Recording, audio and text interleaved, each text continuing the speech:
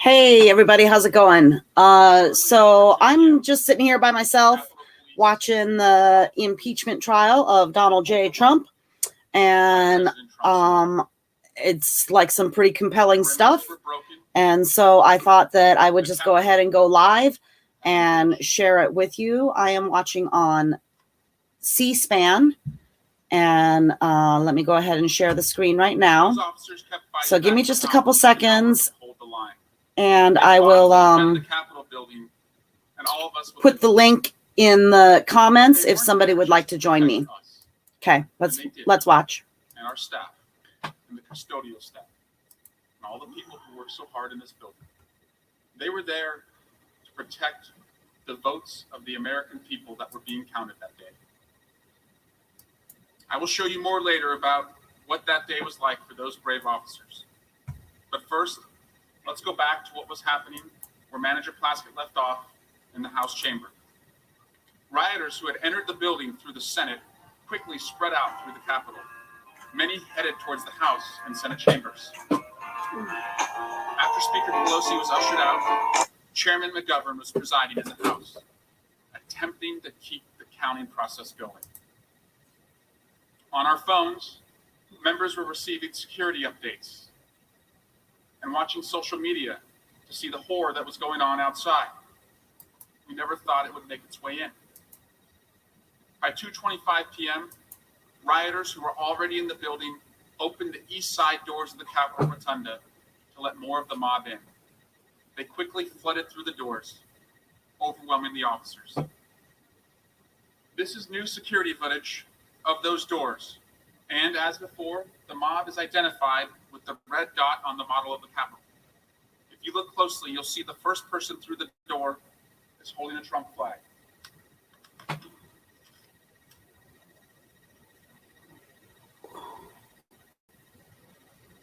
I would be so embarrassed and ashamed to be flying a Trump flag right now. Like, what? I've been watching this for an hour. I had to volunteer for a while this morning. I didn't have to. I did. I volunteered this morning and made some food for the good people of Arivaca. And then I came home and finally got settled in. And I was like, oh, yeah, the impeachment trial's on.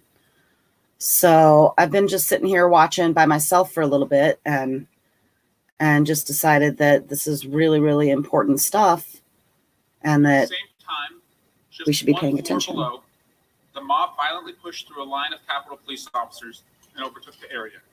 We all know that area in the Capitol is the crypt. This is directly beneath the rotunda, at the very center of the Capitol.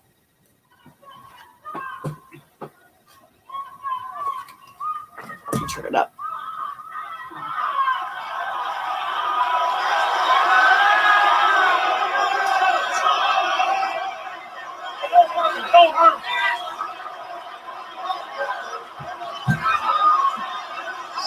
Oh my God, that would have been terrifying.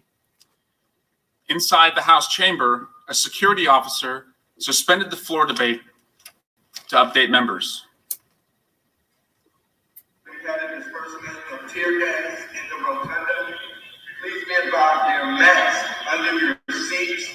Please grab a mask, place it in your lap, and be prepared to don your mask in the event that we get.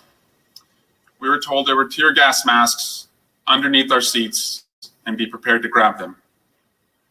Determined to keep the count going, Chairman McGovern called the House back into session. But only 4 minutes later, at 2:30 p.m., the House abruptly recessed. A new security announcement was made. Get down under your chairs if necessary, so we have folks entering the rotunda and coming down this way. So we'll update you as soon as we can, but just be prepared. Stay calm. As I heard that announcement on the floor, I saw the new House chaplain, on just her 4th day on the job, walk to the front podium. Unannounced and amidst the chaos, she started to recite a prayer for peace. Uncertain what would happen next, I sent a text message to my wife. I love you and the babies. Please hug them for me. I imagine many of you sent a similar message.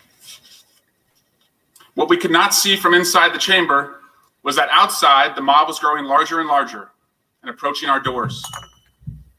But we could hear them. This security footage, which does not have sound, shows a close-up of Trump's mob as they move toward the second floor of the House chamber to stop the counting of votes.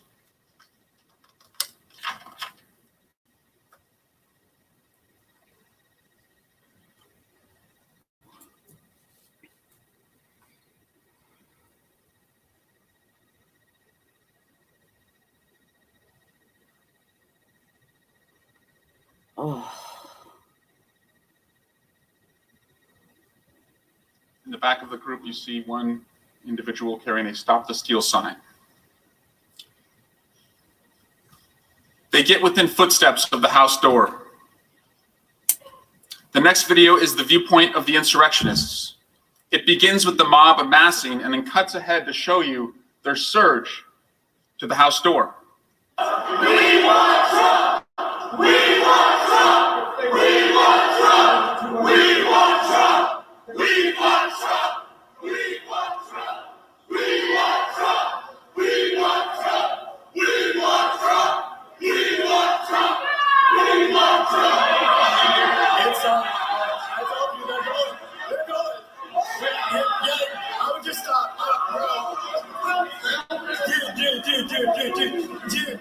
Dude, you're not helping. You're not helping. You're gonna get me hurt and I'm gonna be. Steve! It's the flag of Steve! I know balls! It's too late for that. They don't listen without that.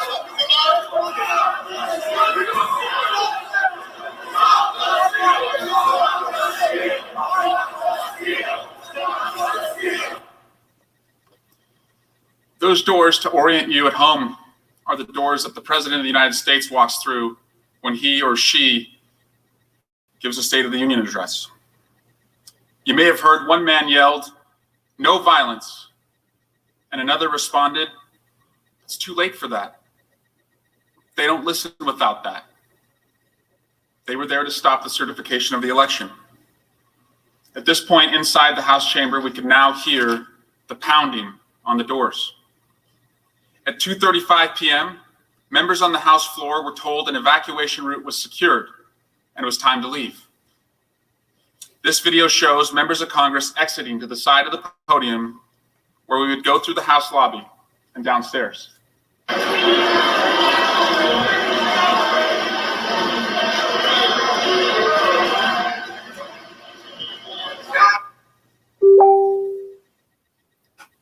Because of coronavirus restrictions, congressional members have been waiting in the gallery for their time to speak just one level above the House floor. Representatives, staff, journalists all took cover under their chairs, helped each other put on their gas masks, and held hands as rioters gathered outside. Here in this slide, you see Representative Jason Crow comforting our colleague, Representative Susan Wild. The rioters continued to surround the House chamber, flooding the halls and kicking on the doors as they passed them. This security video shows Ashley Babbitt, followed by others in the mob, turning the corner toward the House lobby doors where the members were leaving.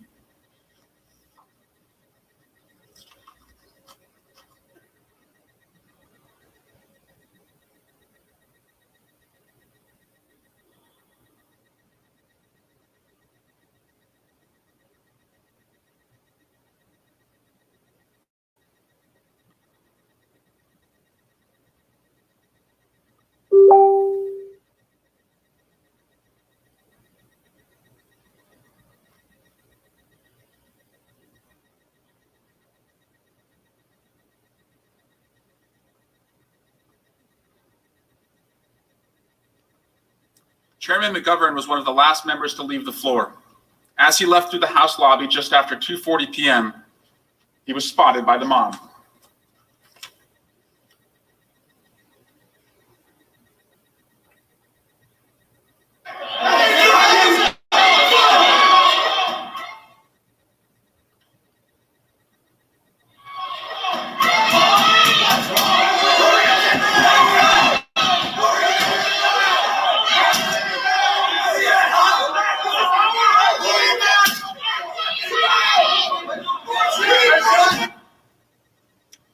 minutes later at 2:44 p.m., Ashley Babbitt attempted to climb through a shattered window into the House lobby.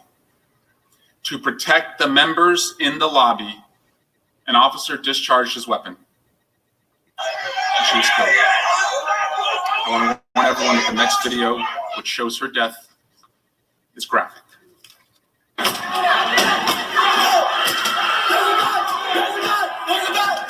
Shattered window into the House lobby.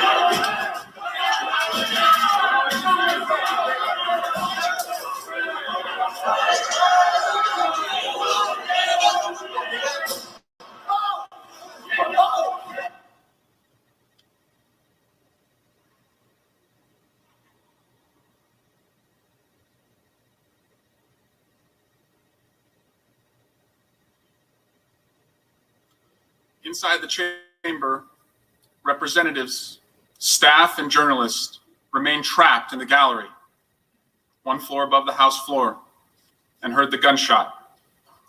My colleague, Representative Dan Kildee, produced this recording. Yeah. The fuck? Take your pins off. Pins off. Out of fear that they'd be seen or taken by the mob, my colleagues were telling each other to take off their congressional pins. That buzzing sound that you hear in the background of these videos was the sound of the gas masks. It was not until approximately 2:50 p.m., about 6 minutes after the shooting, downstairs, remaining members, staff, and journalists in the gallery were finally able to flee.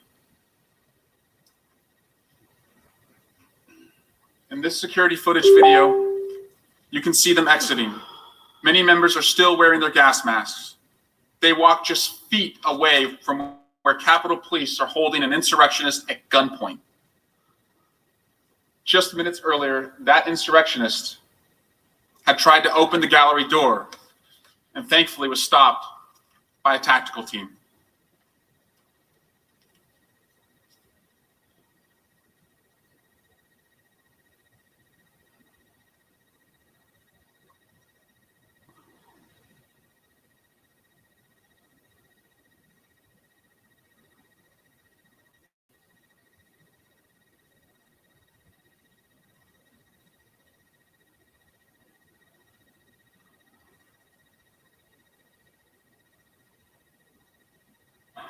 To stop the count, to find the members, to engage with the police. The building was not yet secure. This security video from 2:56 p.m. shows the mob in the House of Representatives wing on the second floor of the Capitol. Insurrectionists who are still inside the building are fighting with the police, who are overwhelmed and trying to get them out.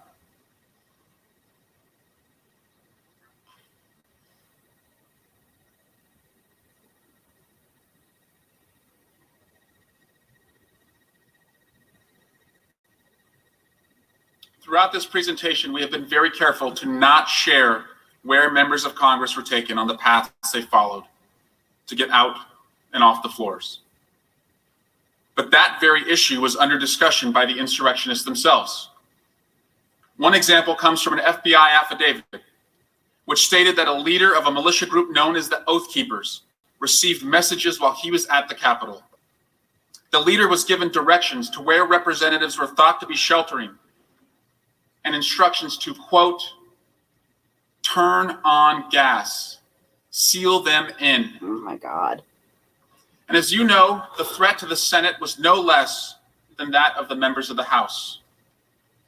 The mob approached the Senate with the same purpose, fulfilling President Trump's goal of stopping the count, delaying the certification of the Electoral College votes of the American people.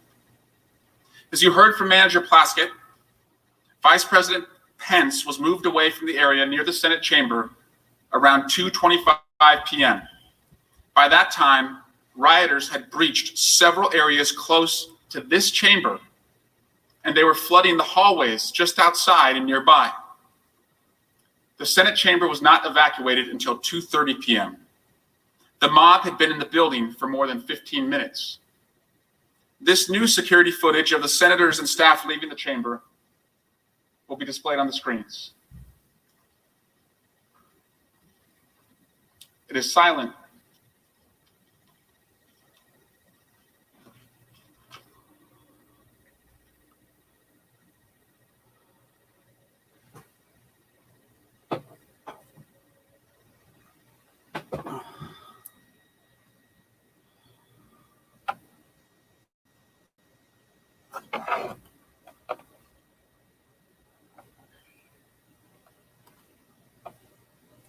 You cannot see it in this footage, but quick thinking Senate floor staff grabbed and protected the electoral ballots that the mob was after.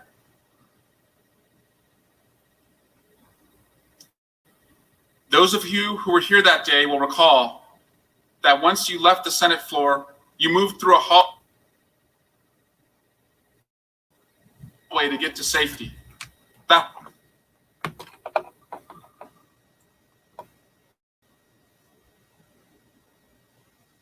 hallway was near where Officer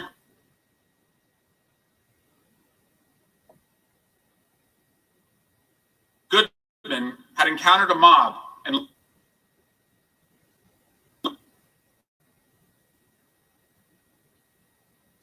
came to you.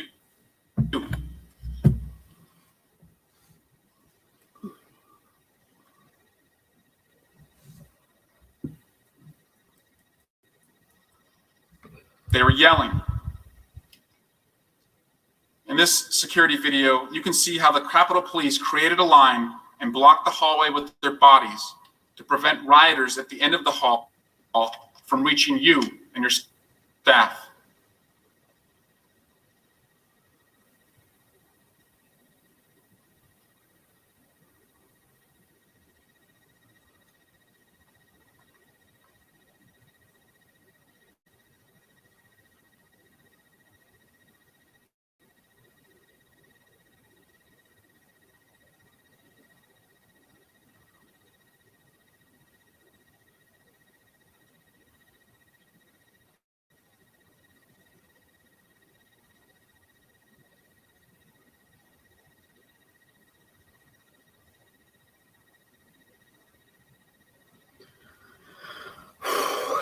It's heavy.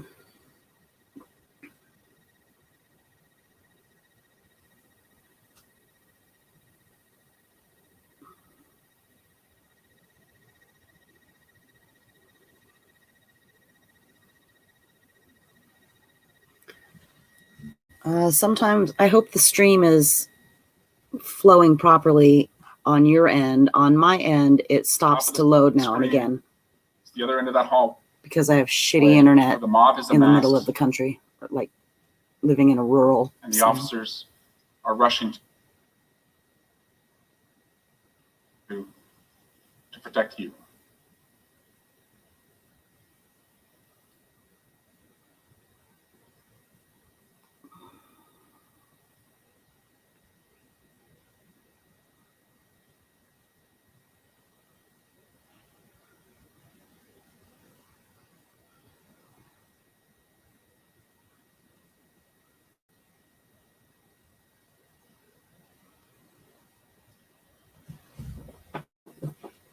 Additional security footage shows how Leader Schumer and the members of his protective detail had a near miss with the mob. They came within just yards of rioters and had to turn around. Here in this new video, you see Leader Schumer walking up a ramp. Going up the ramp with his detail, he'll soon go out of view.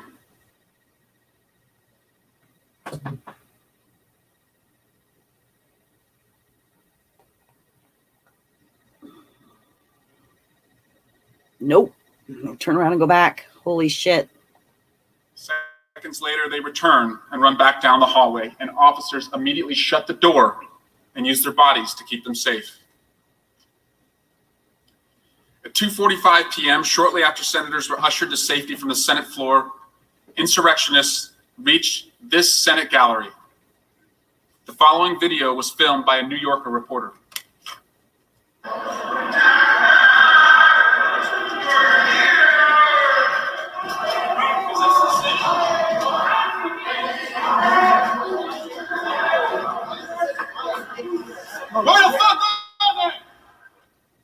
Minutes later, the insurrectionists invaded and desecrated the Senate floor.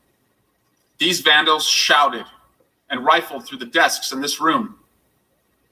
They took pictures of documents and of themselves, celebrating that they had taken over the floor and stopped the counting of electoral college votes.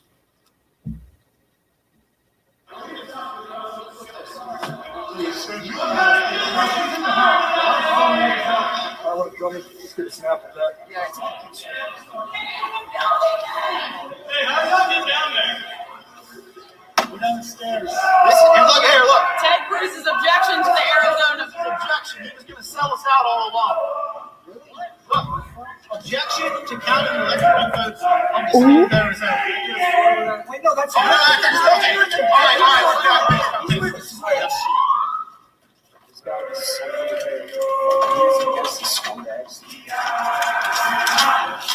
We're not going to fall, man. America's Republic. Oh no, this is good stuff. Hey, we're not going to fall. Insane. Larry Brock, who was arrested for his role in the insurrection, was photographed on the Senate floor wearing a helmet, tactical gear, and carrying flex cuffs. This man, also in the Senate gallery, is Eric Munchell. Like Brock, he was dressed in what appears to be tactical gear, also holding up flex cuffs. If the doors to this chamber had been breached just minutes earlier, imagine what they could have done with those cuffs.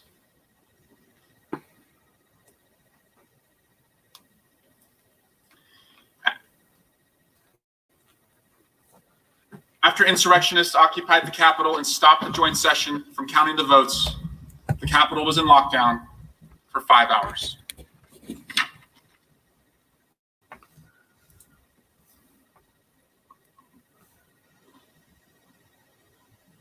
As long as it took to get back to the Capitol, to get back to the certification of the election, it could have been so much longer. Or we might not been able to have resumed at all. As horrific as it was, 140 officers injured, 3 officers who ultimately lost their lives. We all know that awful day could have been so much worse.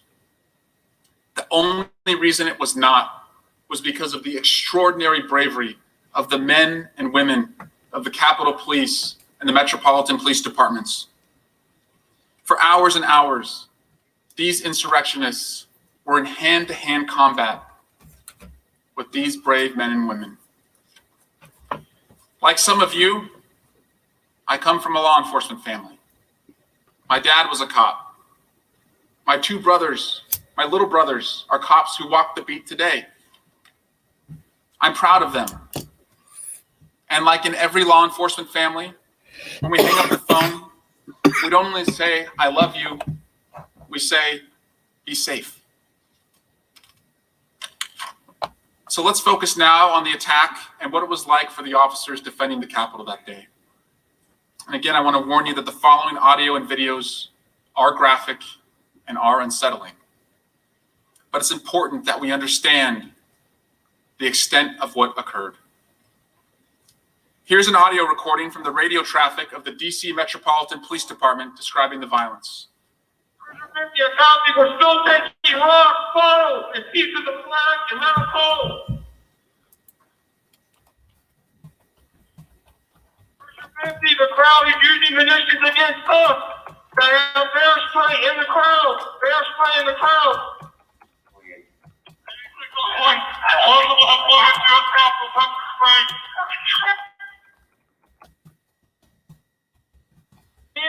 DSO, I need a ramp up here.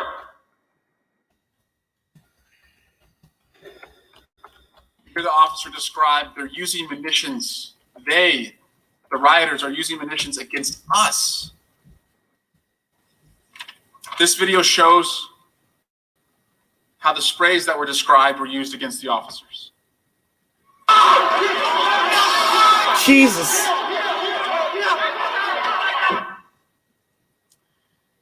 a separate Metropolitan Police Department radio traffic recording, you can hear an officer when he realizes that the insurrectionists had overtaken the police line. We lost the line. We lost the line. All MPD, pull back. All MPD, pull back up to the upper deck. All MPD, pull back to the upper deck. All stop. All MPD, come back to the upper deck. Upper deck.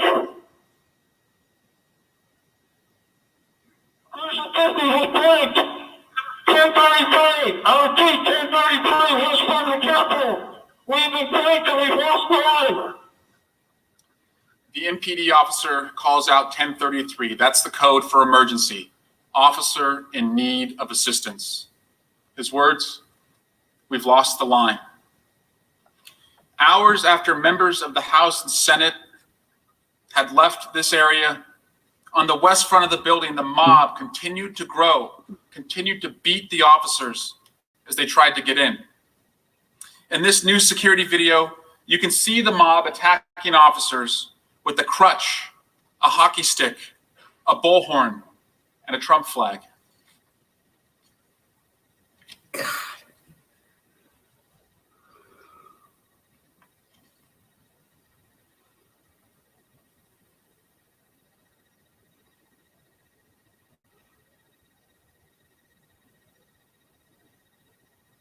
These people are proud of themselves, you guys.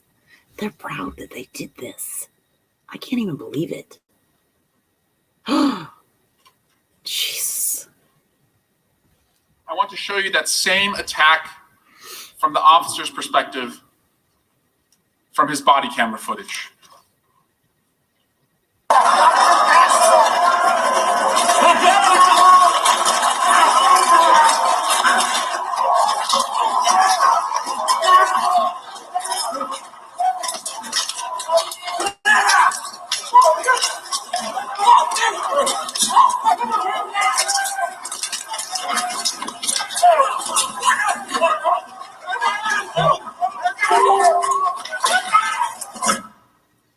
This body camera footage is from 4:27 p.m., over 2 hours from when the Capitol was first breached.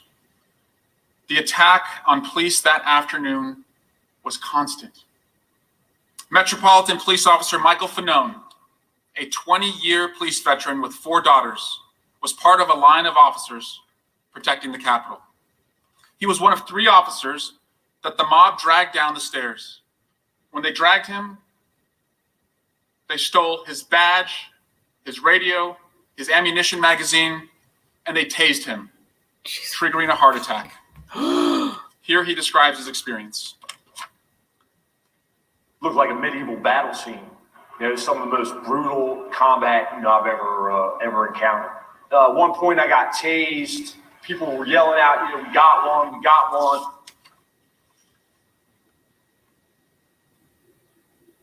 Officer Christina Lowry, who regularly serves in MPD's Narcotics and Specialized Investigation Division, also protected the front Capitol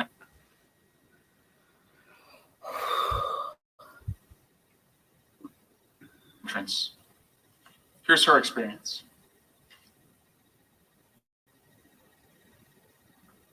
Them with bear mace. I mean, they did everything in their power to not let those people in. And this was going on for hours. Around 4:30 p.m., hours into the Capitol riots, Officer Daniel Hodges was protecting a West Side Capitol entrance when rioters who were trying to stop the certification trapped him between 2 doors. When Officer Hodges was interviewed later, this is how he described what was happening. They threw down a huge metal object that hit me in the head. I was also knocked down. The medical mask I was wearing at the time got pulled up over my eyes, so I was on the ground and blinded, and they started just attacking me from all sides. Rioters crushed Officer Hodges. He was wedged in the doorway, blood dripping from his mouth. He was struggling to breathe, all while the insurrectionists hit him. Officer Hodges' experience reminds you of what he and many other officers experienced that day, what they went through. We're also reminded of the 3 officers who lost their lives. Capitol Hill police officers Sicknick, Liebengood, and Metropolitan Police Officer Smith. And many law enforcement families, we pray for our loved ones, and we know the scripture of Matthew, chapter 5, verse 9. Blessed are the peacemakers, for they shall be called the children of God. I'm sorry I have to show you the next video, but in it you will see how blessed we were that on that hellish day, we had a peacemaker like Officer Hodges, protecting our lives, our staff's lives, this Capitol, and the certification process. May we do all we can in this chamber to make sure that never happens again. Look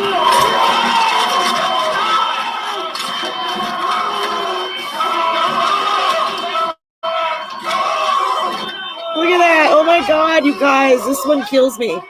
This one gets me so. Jesus Christ.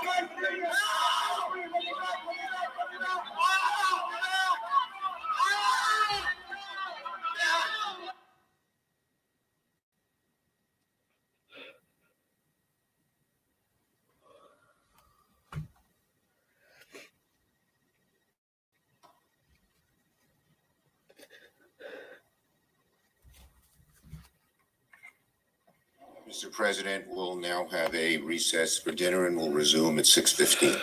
The Senate will stand in recess.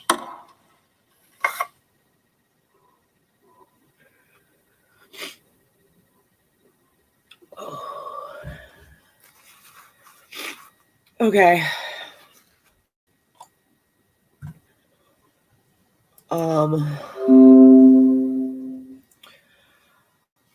So that's like so insane. Good evening. C-SPAN's live coverage of the second day of the impeachment trial against former President Donald Trump continues here on C-SPAN 2. Wait a minute. We want to get your reaction to what you've heard today. Okay. So I don't know how long they'll be on break. I don't know how long it takes for them to eat dinner, but I'm going to stop sharing the screen right now, and I guess we'll just talk. If anybody's watching, if anybody has any comments or whatever, I can put them up on the screen, and we can like this. So this is just a comment that I left earlier. So if you have a comment or a question or would like to join me and have a discussion, please let me know and I can put it up on the screen and let's have a discussion. So I'm sorry I kind of lost my shit there, but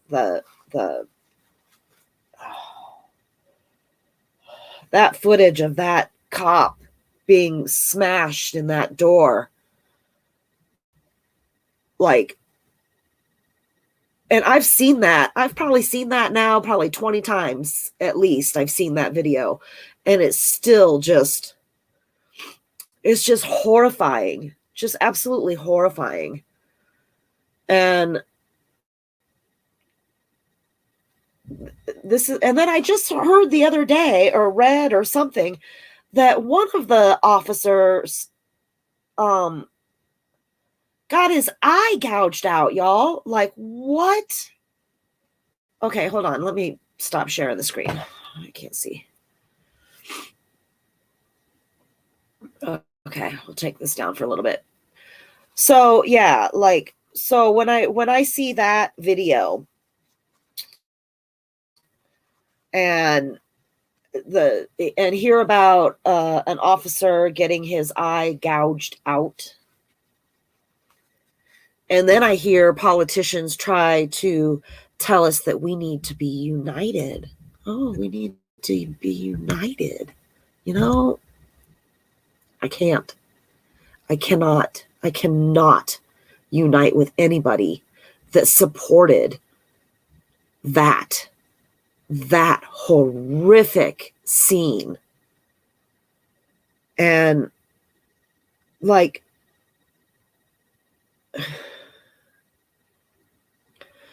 I've tried really hard to give Trump supporters like the benefit of the doubt. And I've said repeatedly, I don't know how many times, but I've said over and over again that I've got a couple of Trump loving friends, like full on in the cult. And I adore these people. And it's really, really difficult for me to continue to adore them like I do, knowing that they, right now, this minute, they still are supporting him. They still support that. And I just can't fathom it. I really just cannot even wrap my head around it.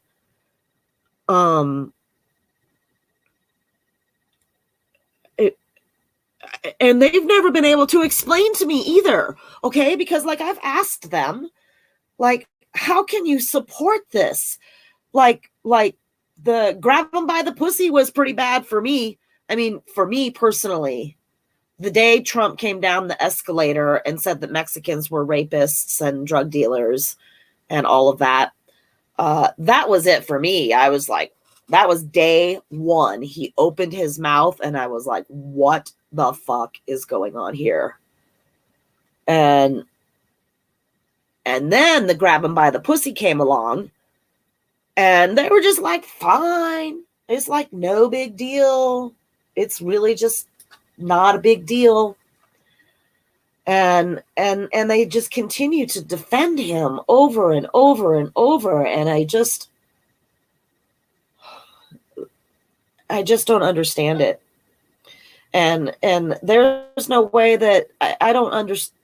I don't know that they will be able to make me understand, you know, like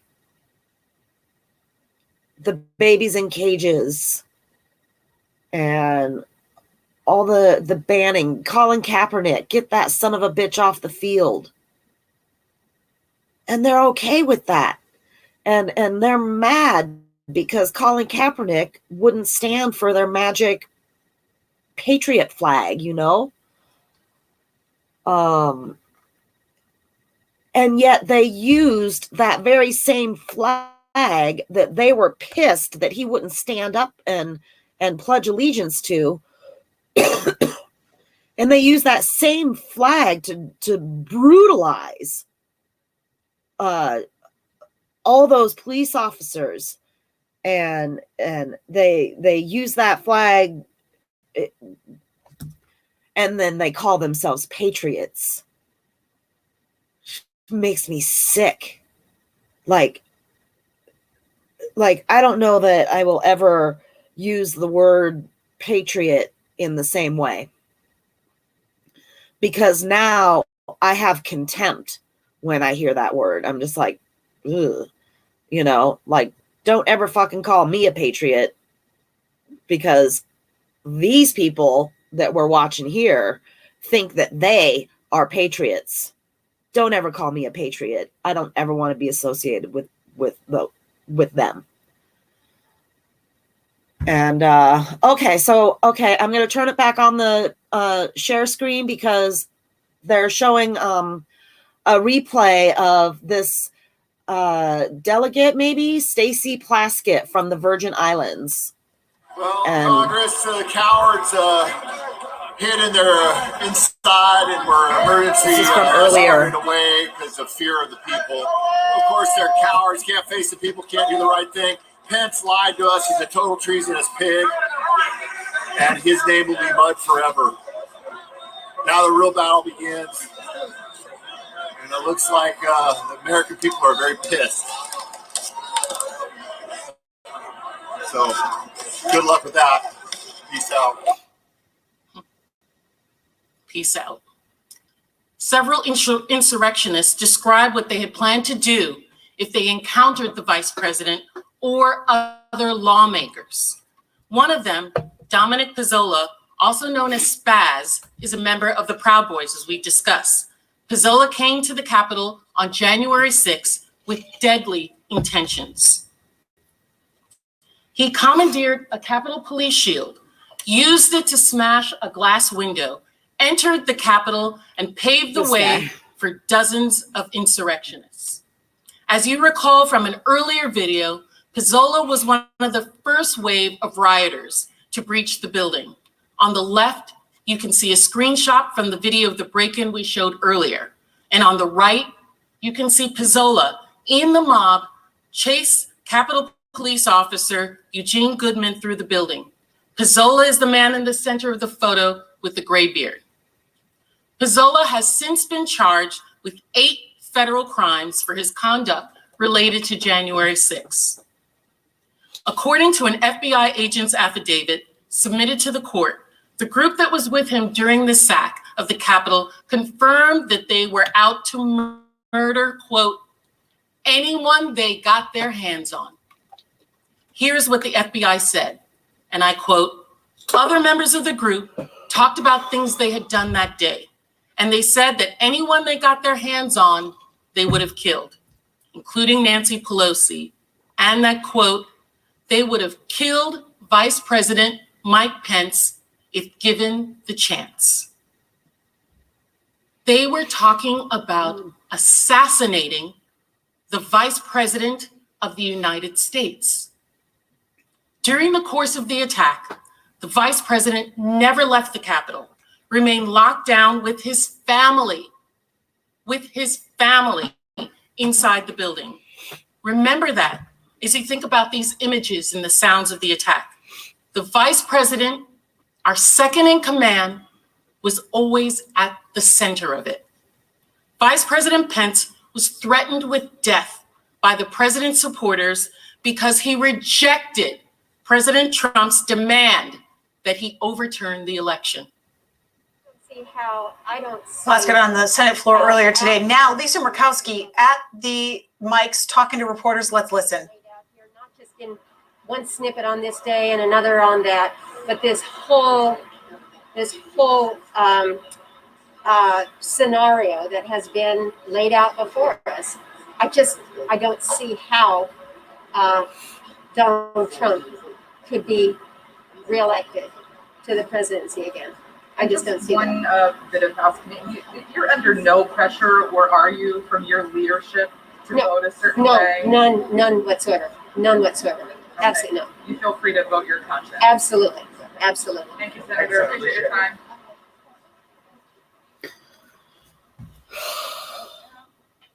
Alaska At least she Republican has a Lisa conscience. Murkowski there talking to reporters during this dinner break of the second day of the impeachment trial against President Trump. Now, Lisa Murkowski voting yesterday along with 5 other Republicans to say on a vote 56-44 that this trial could move forward. She voted that it was constitutional to move forward. She joined Senator Bill Cassidy of Louisiana, Susan Collins of Maine, Mitt Romney of Utah, Ben Sasse of Nebraska, and Pat Toomey of Pennsylvania. 6 Republicans voting to move forward. And so you had today the House impeachment managers, their first day laying out their legal arguments. We want to know what you heard from them today. Carol in Louisville, Kentucky, Democratic caller, you're up first. Okay, I'm not going to listen to all that. So yeah, I mean, that was really good. What we just saw there. I'm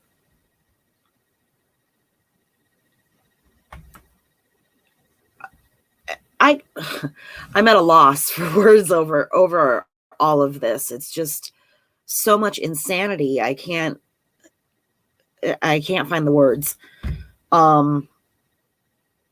So earlier, when I very first tuned in, I was watching, it was like Chuck Todd and Andrea Mitchell on what are they on? NBC. And they were saying that, well, it's not a criminal trial and that it, it's just the impeachment trial or whatever. But the more I watch, I'm like, how is this not a criminal trial? Jeez Louise, this needs to be a criminal trial. Every one of these people needs to be held accountable as criminals. What Trump did was criminal. It was criminal behavior. And I'm sure that most of us are not shocked by that at all.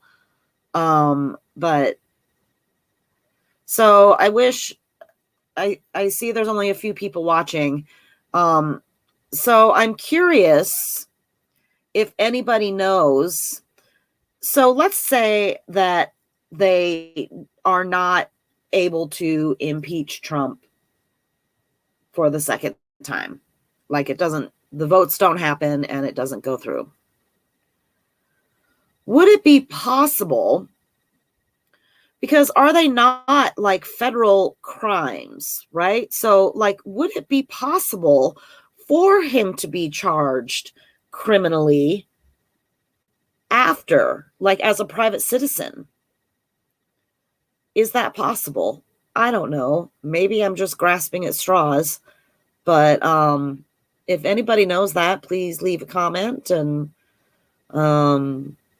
if anybody wants to jump in here with me, let me know. I'm going to take the screen down again. I'm going to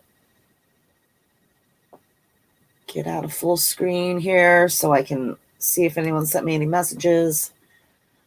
It does not look like it.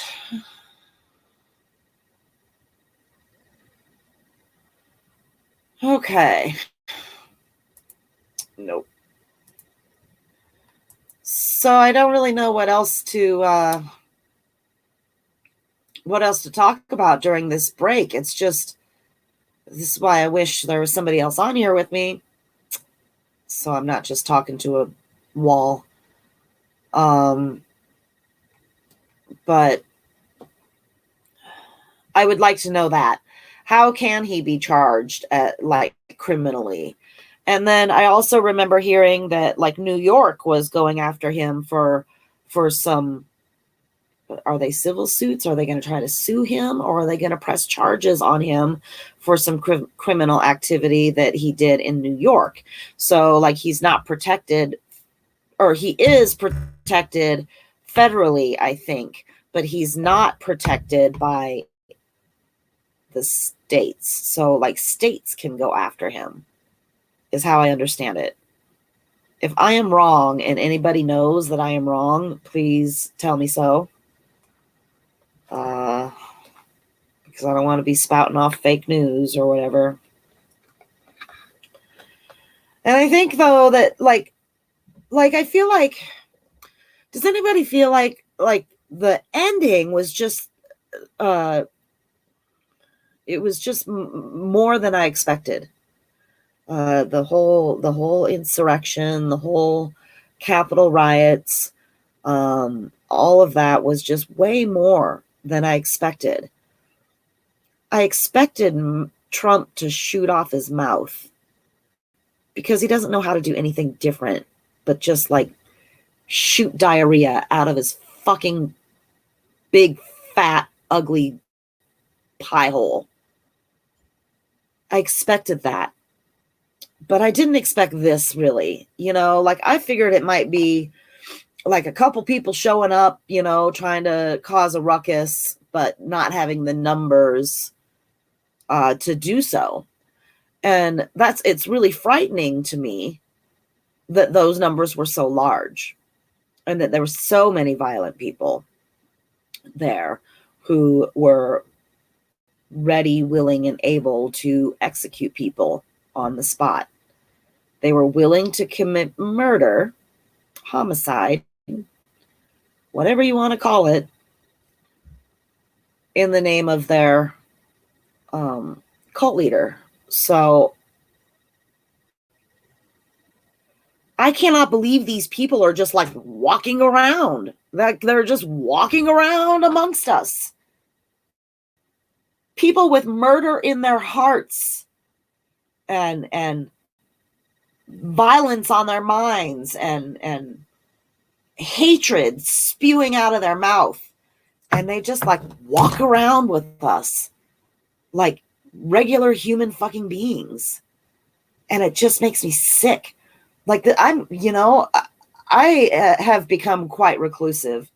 I'm in the middle of my winter depression has been kind of kicking my ass lately. It was like a slow run coming into winter. Usually my depression starts like almost immediately, like a switch. At Thanksgiving.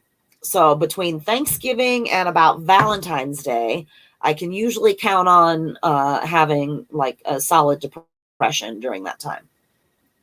This year it kind of came a little bit later than usual, and it's like I'm on a tangent right now. I'm sorry, but I'm just talking to myself. So it's like it's like a physical, literally like a physical weight over your entire body. And I feel, I don't know how everybody else feels. I feel like I'm moving through quicksand or like moving through water or something like that, just like everything just feels heavy and slow. And I was kind of hoping to like feel a little better, when Biden got in and stuff like that. But, I'd like to say that I'm disappointed in how things really are right now. Like he's done some great things and I'm happy that he's done some of these executive orders, but like the stimulus, broken promise of the stimulus and how long that's taking to happen and stuff like that. It's just really dragging me down and I am not excited. I am not really looking forward to the future too much. I have zero faith in any of our government officials at all. And then I just think they don't give a fuck about us. I think they don't really care at all. And it's really, it's heavy, And then we've got people out there that like, they would kill me for wearing the wrong color hat because I'm not in their cult. It is quite possible that some crazy motherfucker out there in his MAGA hat with all his guns loaded could just show up and start shooting people. And we haven't had a mass shooting in a while, have we? Isn't it about time? We haven't had a MAGA killing in a while. I guess the insurrection and the police officer that was bludgeoned to death by a Trump supporter. I guess they I don't know, fuck it. I don't even know what to say. Let's check and see if there's. Okay, so I'm just checking back on Twitter again on C-SPAN. And they're just kind of going over what we already saw. I just saw Eric Swalwell again, and now they're just showing them running, all the senators running down the hall and whatnot. I know that I am allowed to show C-SPAN on my live stream as long as I keep their little C-SPAN logo up there. I am not sure if I'm allowed to play anybody else's videos. So, but I'm going to go ahead and hit this and see if it's interesting. Here's ABC News. I don't even want to watch it anymore because of they're going to show Trump's face. I don't want to look at his fucking ugly mug. Okay, well, Blue Lives Matter is trending. That's interesting. Blue Lives Matter is trending on Stephen King says, Blue Lives Matter, Blue Lives Matter, Trump supporters 2019, Trump insurrectionists 2021, fuck the blue, fuck the blue. That's about it. Blue lives sure as fuck didn't matter that day, did they? Nope. All that bullshit just went away on that day.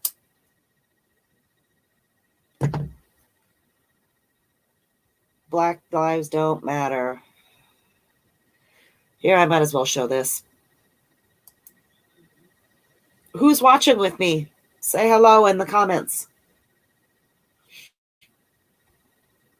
Okay, so 50, charging up the hill in the west front, just north of the stairs. They're approaching the wall now. They're starting to dismantle our reviewing staff. They're throwing metal poles at us. Throwing metal poles at us. Gouging out eyes. Bashing in skulls.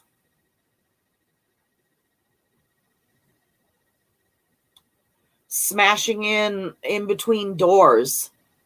I can't even believe that still. I still cannot believe that happened. Even though I've seen it 100 times. But by all means, we should unite with these people. And they should just get away with all of it. You know, Blue Lives Matter crowd really is just saying Black lives don't matter the entire goddamn time. You know, like all the Black people have been telling you. Yeah, we know. Blue Lives Matter. Now, normally, I'm really anti-cop. Like, I am. Like, they do a lot of messed up stuff, don't they? Okay, so, like, here, while I'm watching the cops being maced with bear mace, it is upsetting, just as upsetting for me to watch violence being perpetrated upon the police as it is for me to watch the violence perpetrated upon the citizens by the police. Like, for example, just the other day, or maybe it was last week, I don't know, time is all like relative and I have no idea what day it is usually. But just recently, there was that video of the Rochester police macing a 9-year-old child in handcuffs, and I just about lost my goddamn mind, you know? So shit like that, absolutely, I will call that out every time, every time, every time.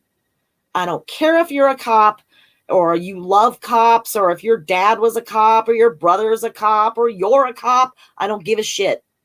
It's unacceptable, and I'm going to call it out. So,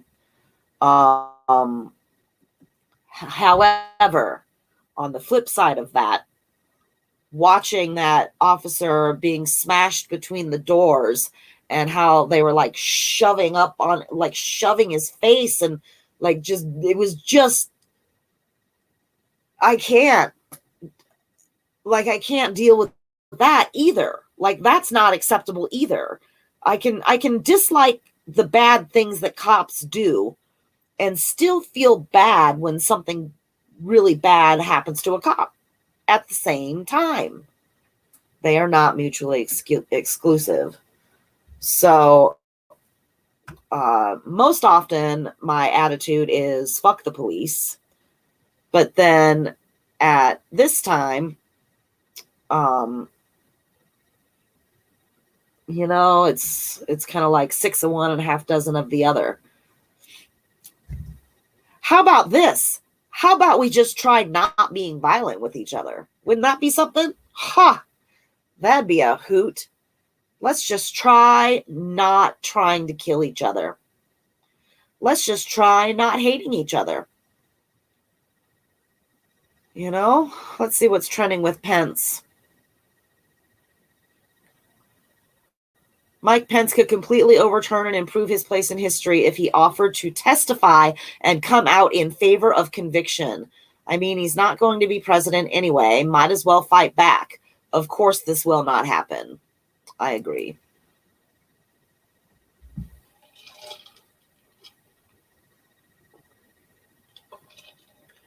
Ted Lieu just quoted Trump warning Pence that he'll go down as a pussy if he doesn't rig the vote. Shit got real. I've never really liked the word pussy. I don't like it. I don't like it when my husband uses it. I think it's a vile word for whatever reason. And now that it's a Trump word, it's even worse. Like, what a disgusting, foul, just filthy word.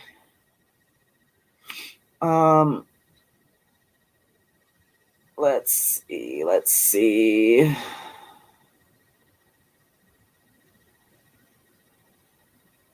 Yep, Eugene Goodman. Now, here is a fine officer, Eugene Goodman, and he was a hero that day, and I have no issue with him. We knew Officer Goodman was a hero for leading the mob away from Pence in the Senate chamber, but we didn't know he ran to face the mob and turned Mitt Romney around to get him out of trouble too. Yeah, that was pretty wild. 2:24 p.m. January 6th. Jake Tapper. I like Jake Tapper. The security camera footage of Pence and his family being whisked out of the Capitol by Secret Service that we saw for the first time today was from 2:26 p.m. Okay, so what he is pointing out is, let's look at Trump's lovely tweet. Mike Pence didn't have the courage to do what should have been done to protect our country and our Constitution, giving states a chance to certify a corrected set of facts, not the fraudulent or inaccurate ones, which they were asked to previously certify. USA demands the truth. That was at 2:24. At 2:24, Trump tweeted this, and at 2:26, they whisked him out of the room. People Trump almost had killed: Romney, Pence, Pelosi. Yep, I guess a lot of people really hate Alexandra AOC. They were probably looking for her too.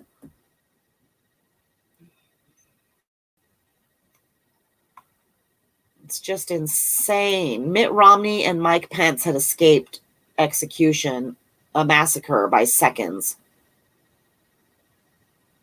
Vice President Pence was threatened with death by the president's supporters.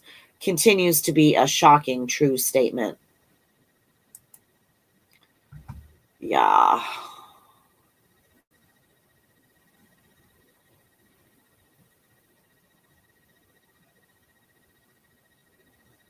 Oh. Oh, well, let's watch this. Why not look at both sides? If you had to be stuck in an elevator with either President Trump, Mike Pence, or Jeff Sessions, who would it be? Does one of us have to come out alive?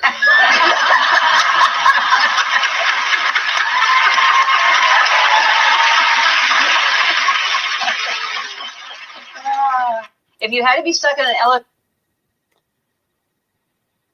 Well, I mean, come on. That is not at all the same. Not even close.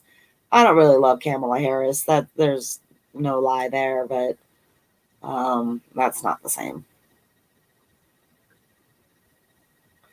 Yeah, I wonder how I would love to see Pence's reaction to his ex-boss having put his life at risk.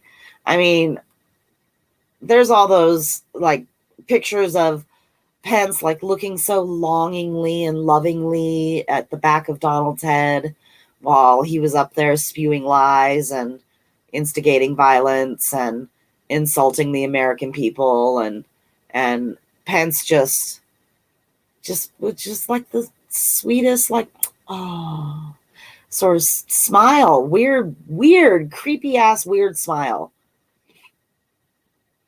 Oh.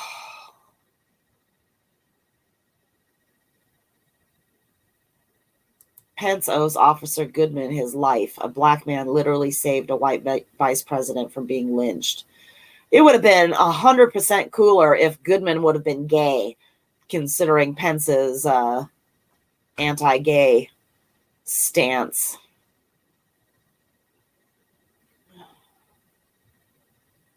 They're looking for Pence and shouting Pelosi's names. They were carrying weapons. They were minutes away from an even bigger tragedy, and the Republican Senate still can't bring itself to condemn the man who inspired them, incited them, and told them they were patriots. Exactly.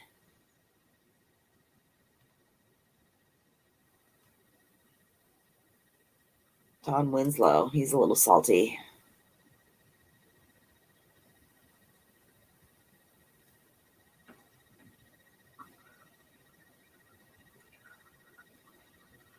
Now that Swalwell said it for everyone to hear, 58 feet. That's how close the rioters were to Mike Pence and members of the Senate. Wow. The first officer down call was 6 hours before Trump tweeted, "These are the things that happen." 6 hours. His attack on Pence after these guys used a stolen police shield to breach the Capitol. He knew it had all happened. Okay, so there was a little clip of video of like the Trump cult, the Trump family clan, watching in like a tent, and they were singing, or the song Gloria was singing, and like Kimberly what's-her-fuck was dancing all around, and they were just having a party, having a grand old time. Does anybody know if I understood that was filmed during the insurrection, like while it was going on, and that they were watching it happen in real time and like having a party while doing it. I don't know if that's the timing is accurate or not, but yeah. And isn't it interesting that the president himself was not evacuated? Nobody tried to keep the president safe because they weren't there to kill the president. They were there to kill everybody else. I'm amazed that more people weren't killed. I swear, I'm astounded that more people were not murdered.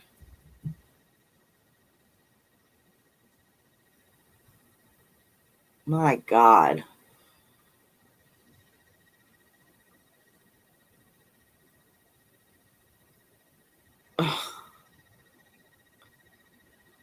So yeah, let's go back up to the top. I don't know how long the dinner break will be. Probably a couple hours, wouldn't you think? I don't know that I can sit here and talk to a empty wall for hours. That was Mitt Romney being told to turn around and run back. Oh. And brings tears to your eyes. That was overwhelmingly distressing and emotional. Did you know that was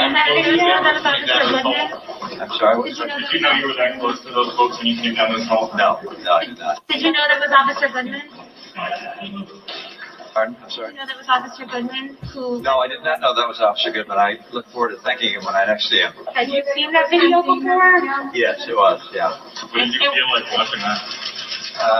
That I was very fortunate indeed that Officer Goodman was there to get me in the right direction. Do you think this will change the minds of some of your fellow Republicans? I can't predict how other people will react. Thank you. Thank you.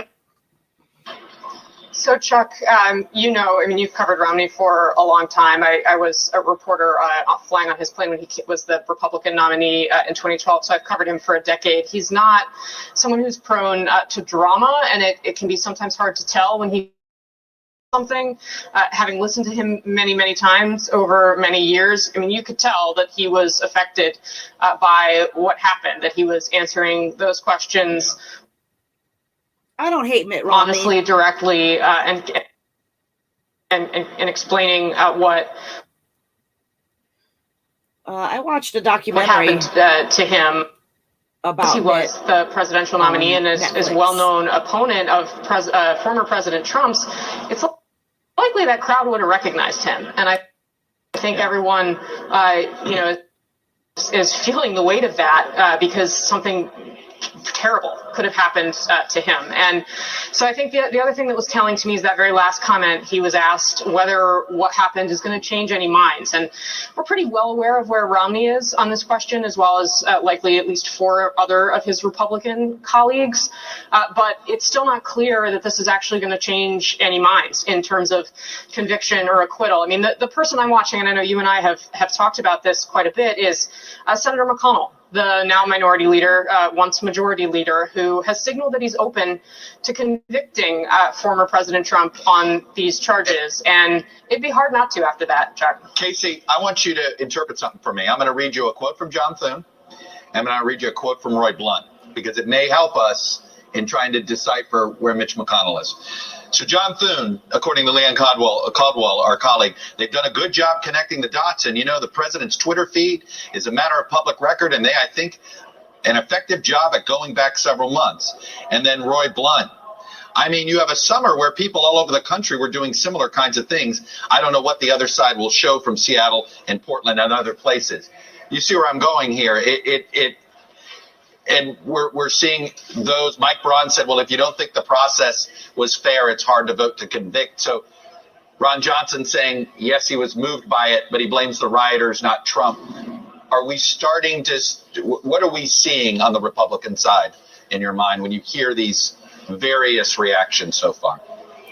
Well, I mean, it sounds like a lot of people have already made up their minds, and they're insisting that what they heard today won't change them. I mean, the quote that you read from John Thune strikes me as being the one that's most potentially open to a change of heart or mind. Now, he is up for re-election, as is Roy Blunt in Missouri. And obviously the other senator from Missouri is Josh Hawley, who has made a business of trying to, take the mantle from former President Trump. There is one other quote I would note too, Chuck. We heard from Senator Lisa Murkowski as well. She said that after that, she doesn't think President Trump could be reelected. So perhaps that's the thinking behind the scenes too. I mean, that is one line we have heard from Republicans who we know to be very uncomfortable with Trump, but unwilling to say so in public. They have worried that convicting him would make him a martyr and energize his supporters even further. Now, I mean, you and I both know, and this is a dynamic we've been covering for 4 years, Republicans have basically dealt with this force in their party, and you can put the starting gun kind of, I shouldn't use that metaphor under these circumstances. You can start it wherever you like. Sarah Palin, you can go back further. They have essentially ignored or kind of looked the other way, said, you know what, we'll just hope it goes away. We're not going to confront it. We're going to use it to our advantage when we can, and we're going to try to put it in a box where we can't. And clearly that strategy has completely failed. But it's not clear to me that they're going to deviate from that strategy in how they're handling what happens in the next week. Chuck. Casey Hahn on Capitol Hill. Casey, thank you. Let me bring in our chief Washington correspondent and my pal, Andrea Mitchell. Andrea, I wanted to... FYI, Andrea Mitchell, if I remember correctly, was who interviewed Evelyn Yang when she discussed her sexual assault from her OBGYN. So we like her. And actually, I'm wondering about that. Stacey Plaskett, remember, she's done 2 presentations today.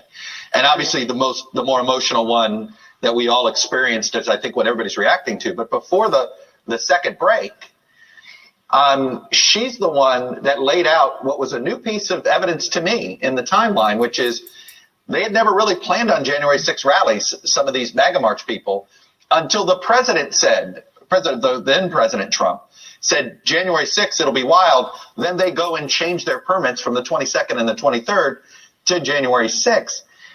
That isn't circumstantial. Exactly. And, Jonathan Turley, with all due respect, was a witness for the Republicans during the last impeachment. He testified to the impeachment committee. And so his position has been very clear that, his legal interpretation seems to be very much in that camp. That's where he is positioned. That's who he represents.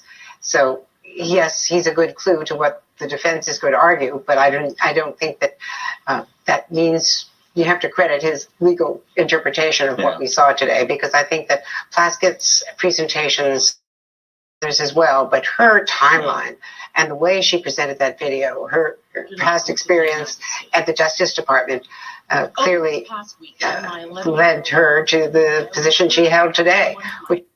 You guys, if you have not seen her full testimony or her speech or whatever, her speaking, she was amazing. And she broke it down minute by minute of, well, at this time, this happened. And while that was happening, this was happening over here and all that. And it was super compelling. And I've never seen or heard of her before, but I really liked her. And she's from the Virgin Islands. And hidden in one of the basement offices off those tunnels. Right. She was taken off campus.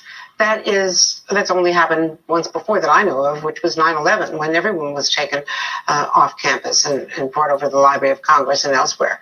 So, Mike Pence remained there, as far as we know, somewhere in the warren of rooms with the Secret Service.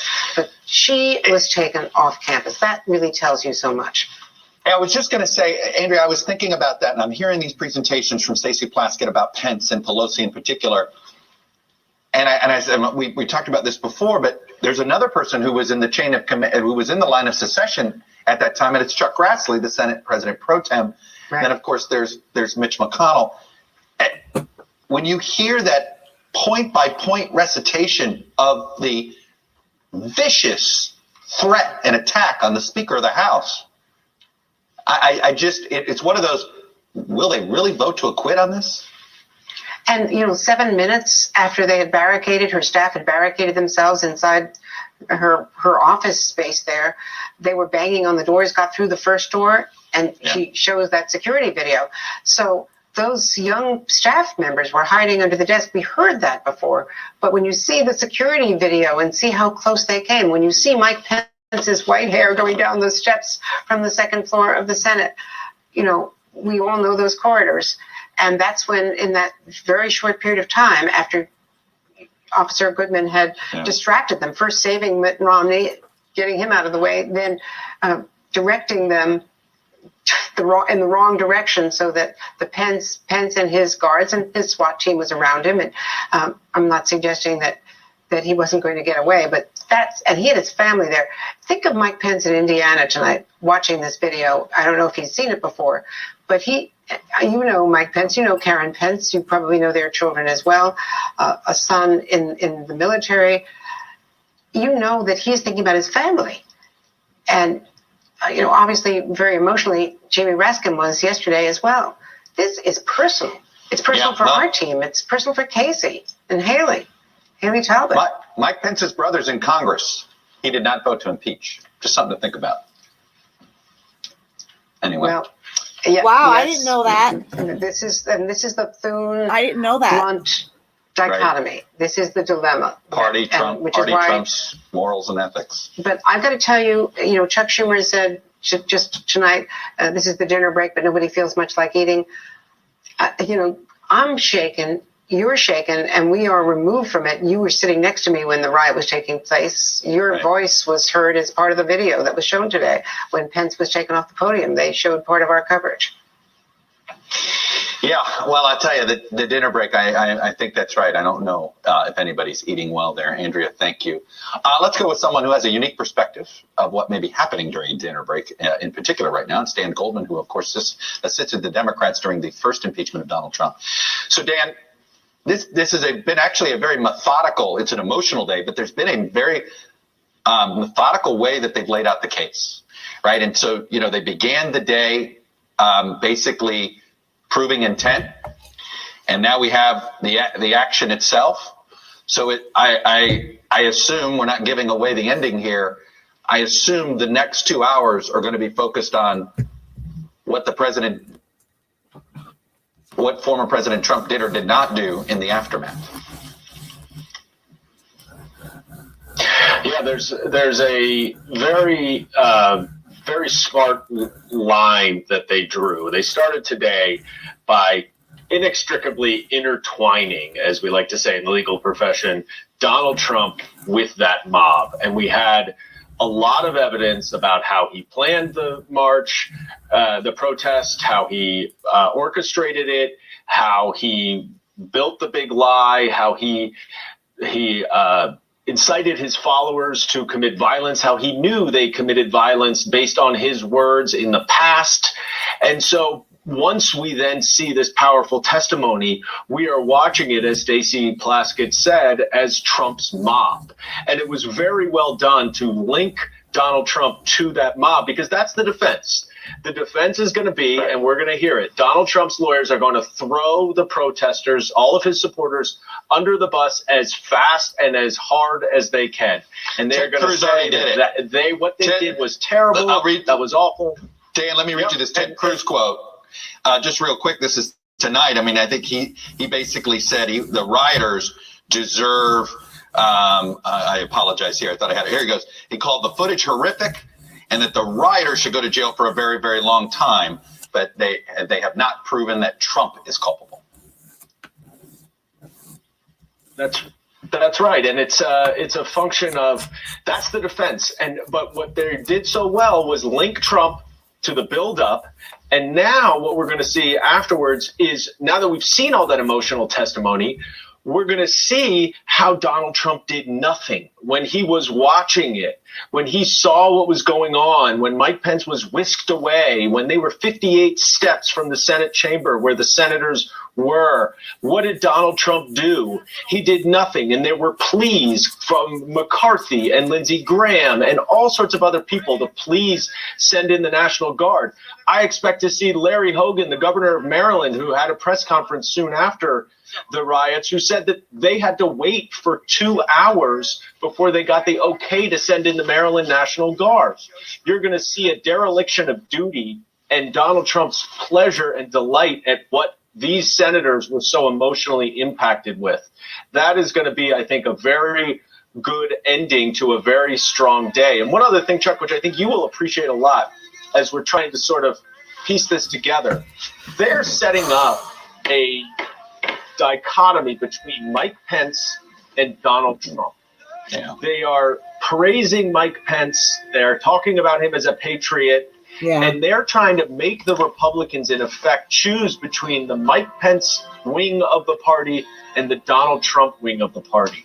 And it is a very nonpartisan, bipartisan presentation. They are trying to take all of the partisanship out of it. And they are trying to set this up as, you know, Mike Pence, the patriot, and Donald Trump, the miscreant. And I think they've been quite effective at doing that. Well, I mean, you got to know who your jury is, right? I mean, when you're arguing a case, who you're talking to, and they know they have to convince some Republicans to come over. So that's probably their best avenue.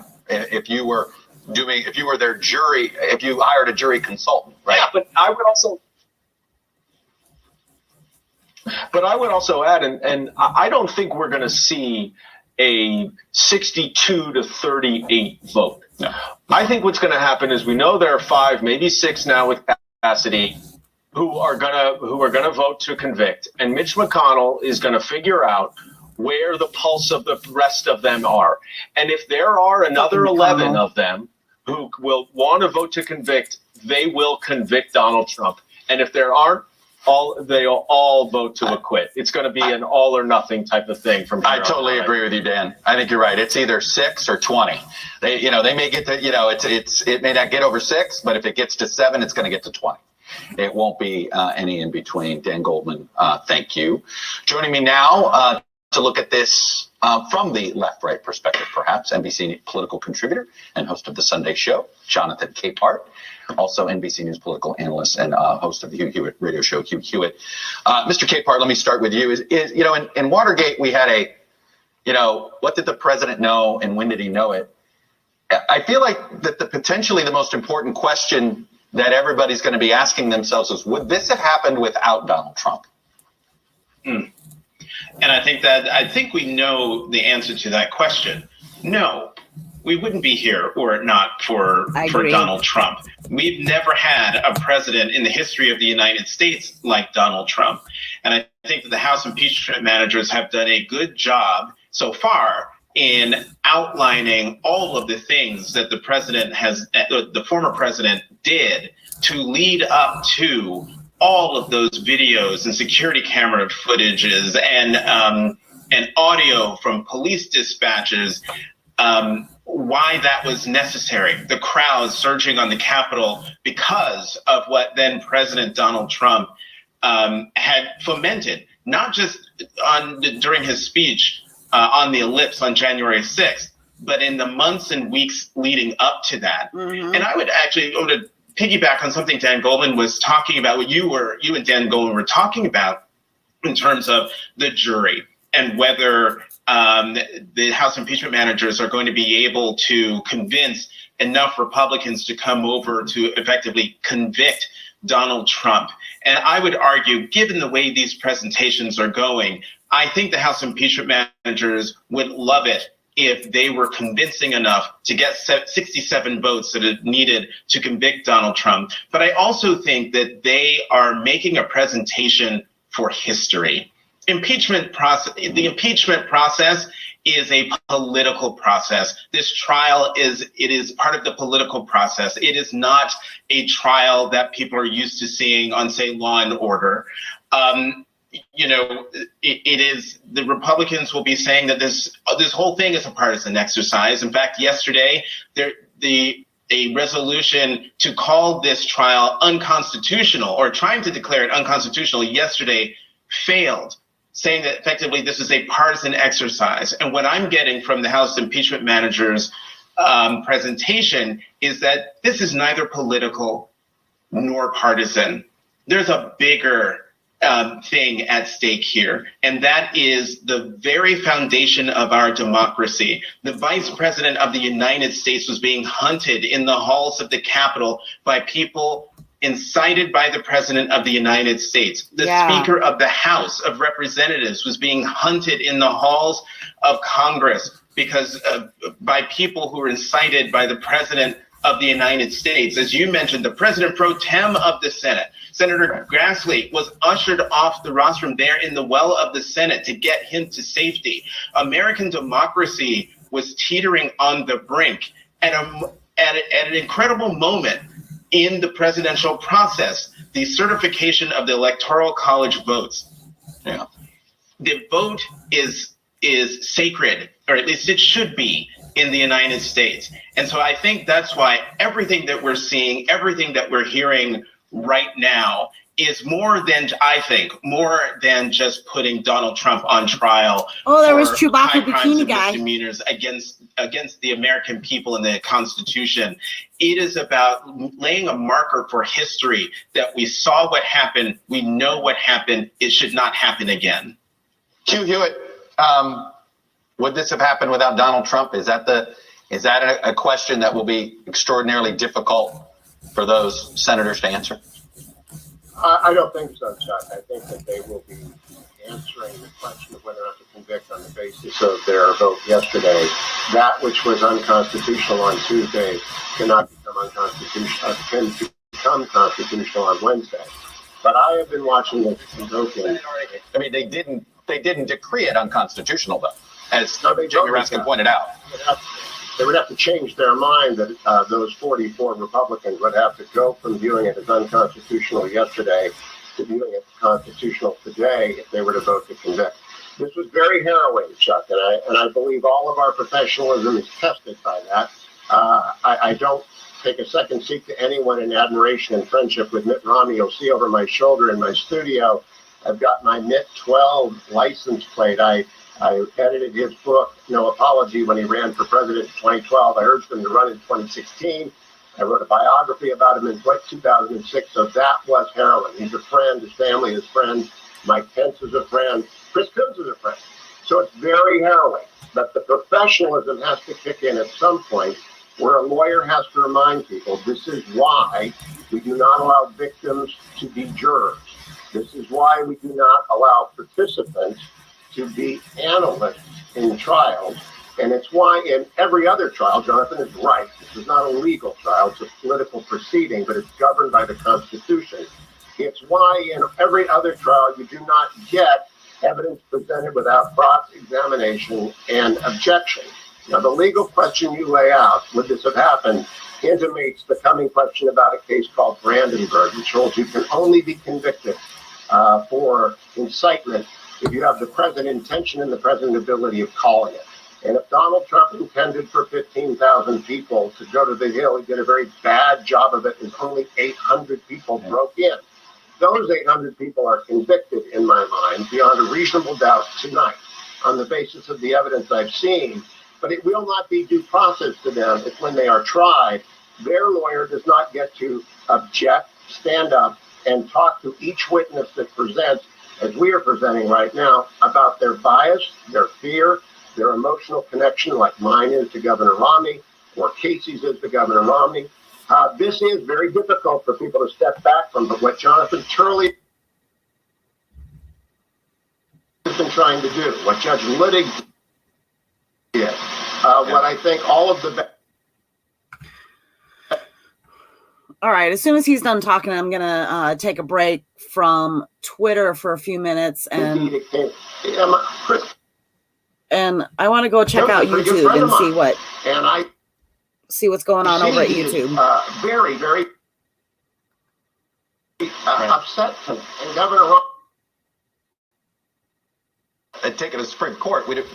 Perhaps they could make that decision as well. But right now, in the way the Constitution governs this, the Senate has all the power to try, and they have made the decision, call it constitutional. I don't mean to pick on you here, but it is not unconstitutional. You may believe that's true. I've been the fact of the matter is it's constitutional.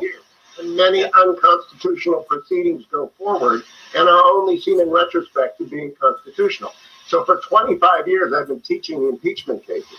And when Richard Nixon resigned, there was no attempt to impeach and try him afterwards, because until very recently, it was widely understood that the impeachment conviction trial, and Judge Littig, who was runner-up to Chief Justice Roberts to become the Chief Justice, wrote the Washington, it's unconstitutional. Now, there's a difference of opinion, but that they are proceeding does not in any way, shape, or form change the underlying nature of the debate. And that's a legal debate that will go on for centuries. But I'm saying the 44 who said yesterday it's unconstitutional cannot change their mind legitimately tomorrow and say, the video, which upset me, made me change my understanding of the Constitution. Or they would rightly be deemed to have a less than good grip on what the Constitution says. Well, I would make an argument. This is not a court case. This is about deciding whether Donald Trump, whether he should be given the privilege of being able to have the responsibility of the presidency ever again, given how he acted in office in this moment. So in some ways, there is no normal court of law here that we're talking about. This isn't about a criminal trial. This really is about a political decision about whether he should have the keys to the car ever again. Well, that I can't disagree. That is a political decision. I am just saying that 44 Republicans yesterday said it should not be a political decision. I don't think they're going to change it. You may be right about that. Jonathan K. Park, Hugh Hewitt, thank you both. So for more now on how the Biden administration is seeing all this, or perhaps not seeing all this, let's go over to our chief White House correspondent, Kristen Welker. So Kristen, and then I don't want to hear about that. So, yeah. It's all very interesting, isn't it? I don't really dislike Mitt Romney, like I was saying, but I didn't go very far. But I watched this documentary on Netflix about Mitt Romney and like his family and stuff like that. And I got to see kind of a more human, less politician side of him.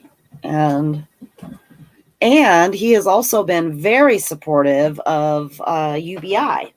And when the pandemic, like before the first stimulus came out and all these different politicians were scrambling to proposed their version of temporary UBI. Mitt was in there, so he's one of the few Republicans that are supportive of it. I shouldn't say the few. I don't know how many there really are, but not many probably. But Mitt is one, and Anthony Scaramucci, even though he doesn't have any like voting power and he doesn't hold office or anything like that, but Scaramucci is very supportive of UBI. So now I would like to take a look over here at YouTube. Let's go to home and see if anybody is live right now. Oh, there's me. I am live. So I have my channel on YouTube. If you would like to go and like or subscribe to my page and like this video, I would really appreciate that very much. So they're still on break. Let's see.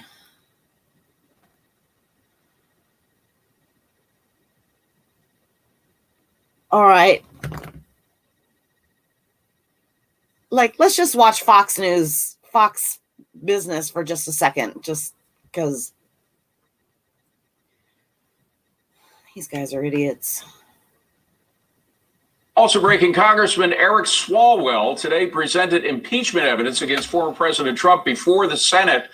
House Speaker Nancy Pelosi made Swalwell an impeachment manager despite his failure to go public with a full description of his relationship with an alleged Chinese spy. Joining us now with more is Congressman Ralph Norman. He is a member of the House Oversight Committee. Congressman, one thing I find it very hard to get past is the fact that the judge in this trial is a partisan. He is a partisan senator who's actually going to vote at the end of the trial.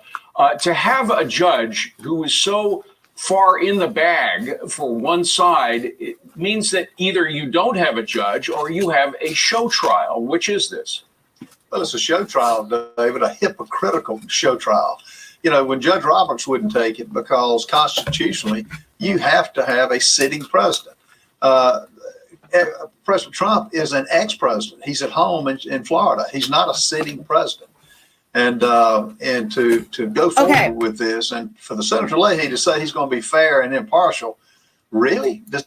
Okay, so he is currently just a regular citizen. He is currently an ex-president, but he was still president on the day of the insurrection, on the day of the riot.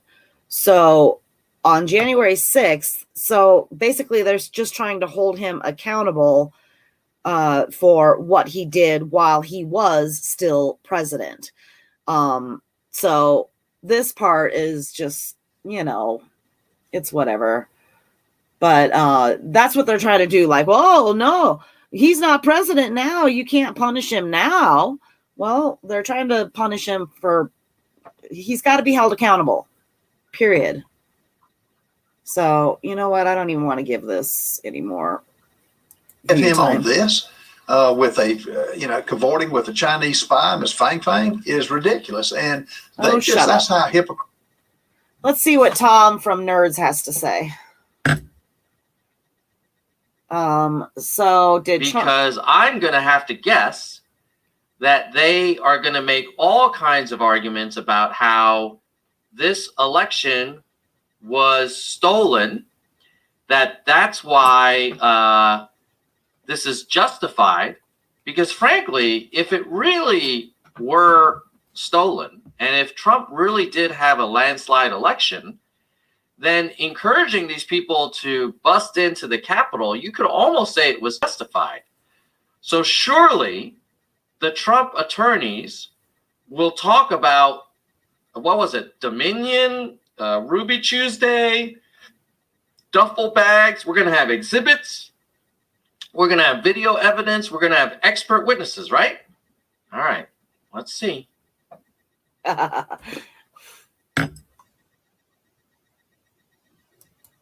So for those who are not in the Yang Gang, this is our friend Tom, and his channel is called Nerds for Humanity. It used to be called Nerds for Yang. But he's a good friend of ours, and he's a very intelligent dude, and you should listen to him and subscribe to his channel. And there were mountains of evidence proving it. Now, they lost every court case, but often the MAGA people will say, well, we lost it because we never had standing. We weren't even allowed to present our evidence. So now here you go. You've got the biggest trial in the history of the Trump presidency. You've got the entire country watching. Please, surely you must have evidence finally proving this so-called fraud. Let's hear it. Mr. President and members of the United States Senate, thank you for taking the time to hear from me. My name is Bruce Castor. I am the lead. Now, remember, President Trump always hires the best people. So this guy is going to be a straight-up modern-day Perry Mason, and he's going to explain how this election was stolen and how you can't incite an insurrection if an election was stolen. Oh, we got a new member? Welcome, Brittany N. Crosby. Thank you for calling that out. Welcome, welcome, welcome. Love it. All right, here we go. Let's go on and hear Mr. Castor. Lead prosecutor, lead counsel for the 45th President of the United States. I was an assistant DA for such a long time. I keep saying prosecutor, but I do understand the difference, Mr. Reskin. What's he doing? Is this? Did he just say? Doesn't seem like he's really prepared. Before I begin, I want to comment on the outstanding presentation from our opponents and the emotion that certainly welled up in Congressman Raskin about his family being here during that terrible day. And you will not hear any member of the team representing former President Trump say anything but in the strongest possible way denounce. Oh, want to see more saying, hey, how come I didn't give a gong for our new member, Brittany? Shoot. Oh, I got a cowbell for you, Brittany. Thank you, Brittany. New Nerds member. Thank you, thank you, thank you. All right. The violence of the rioters and those that breached the Capitol, the very citadel of our democracy. The citadel of our democracy, exactly. So this is the point where he's going to say, and that's why the most important thing about a democracy is the integrity of the election and the integrity of the ballots. And therefore, here are the 10 pieces of evidence that show this was a landslide for my client, President Trump, and why this election was fraudulent. And therefore, all of those patriots were acting completely within reason. Literally the symbol that flashes on television whenever you're trying to explain that we're talking about the United States. Instant symbol. Oh, we got a super chat from Jennifer Montgomery. Love it. The first lawyer I spoke for Trump's side was a joke. He said they expected an objection for the Senate during open arguments. Also, Trump should have been charged with negligence. Yeah, maybe. To have it attacked is repugnant in every sense of the word. The loss of life is horrific. Yes. I spent many long years prosecuting homicide cases, catching criminals that committed murders.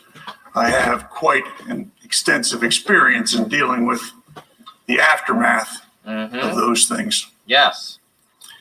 Certainly, as a FOP member and a member of many police organizations myself, we mourn the loss of the Capitol Police officer, who I understand is laying not too far away from here. And you know, many of you in this room, over your careers before they reached this summit here, I'm going to polish my in the nails. Senate, What is this guy going to defend the president? Who did Donald Trump hire? Would have had times where you represented your local communities as assistant district attorneys, assistant commonwealth attorneys, assistant state attorneys. And you know this to be true, that when a horrific event occurred in your county or in your this guy responsible, terrible. Is he like some kind of Trump University professor, like law professor from Trump University Law School? Should be prosecuted to the fullest extent that our laws allow. And indeed, I have followed some of those cases and those prosecutions, and it seems to me that we're doing a pretty good job of identifying and prosecuting those persons who committed those offenses. And I commend the FBI and the District of Columbia Police and the other agencies for their work. Where's the evidence about the stolen election that your client kept talking about? Also, I wanted to add that they're just going to try to put it all on the people that did the actual, like the rioters, as if that it was just like some sort of spontaneous idea that like, oh, well, hey, let's go, try to, which is just ridiculous. So clearly there was premeditation involved, because I don't know how many people drive around in their pick 'em up trucks with like a freaking gallows ready to be set up on the Capitol lawn.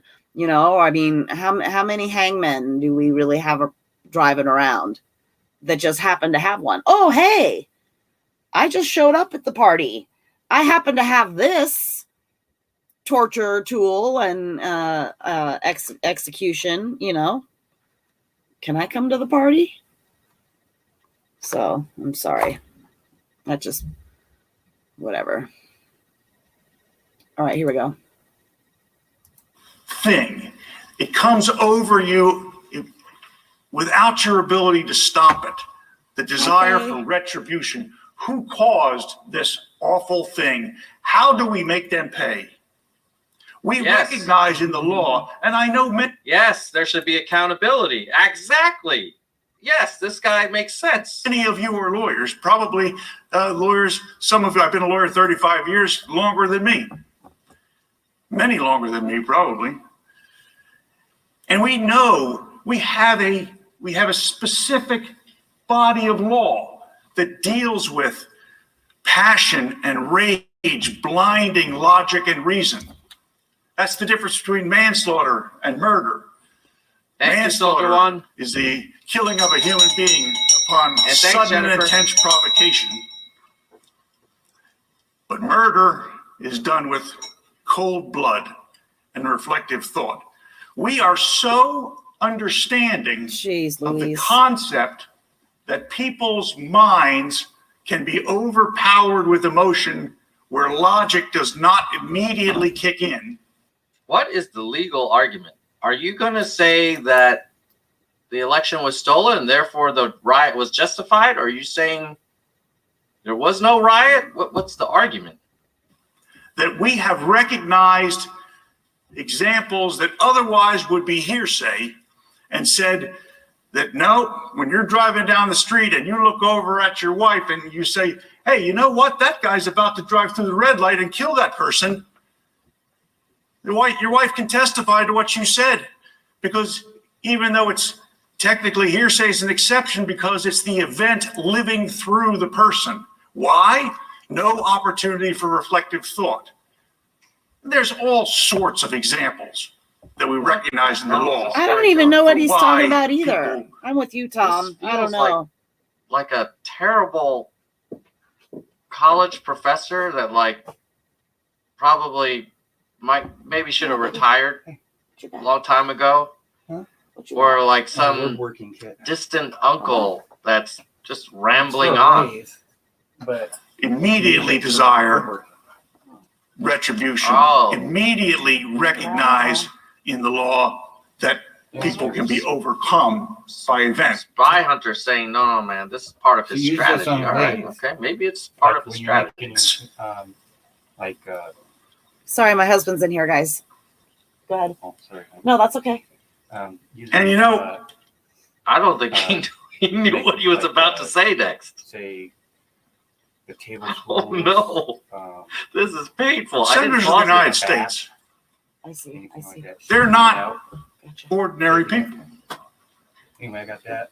I feel like I got Trump him all hires the his attorneys the way Right he on. filled his cabinet. He just sort of says he looks like a lawyer. He has a pinstripe suit. They're extraordinary people in the technical Okay, sense. so Faye extraordinary says you should hear what I heard on the local God, radio. this is too painful. The All right. Republican shock Well, we jocks are gave- saying I don't awful. think I don't that even know. this Mr. Castor.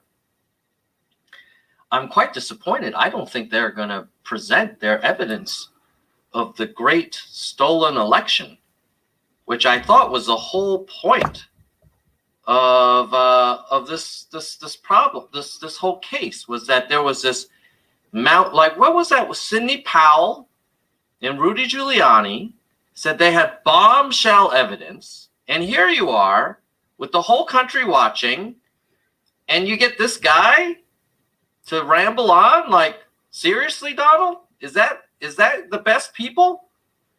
Damn, man. If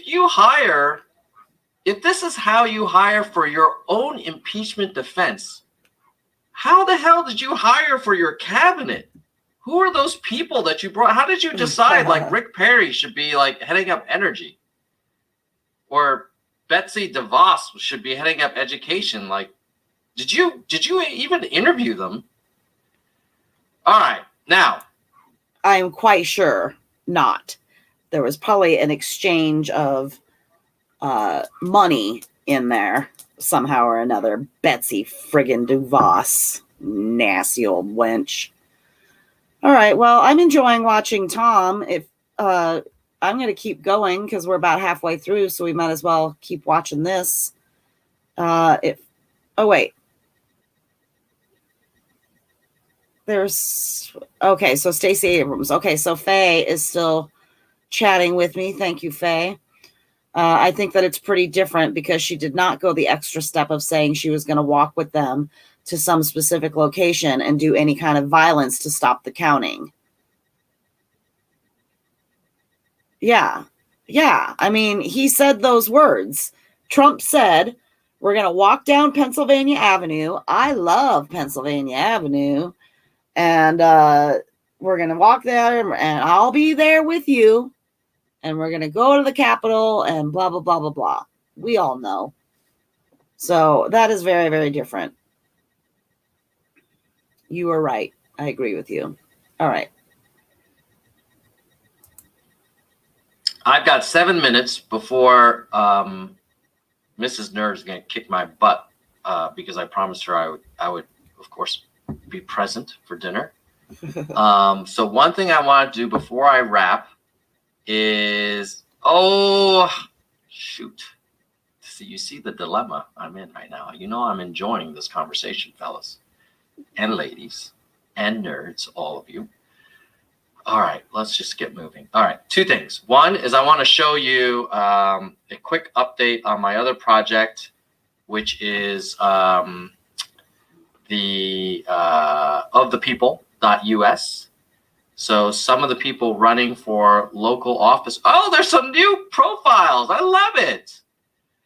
So basically, ofthepeople.us, it's for anybody running for office. Oh, did I not share?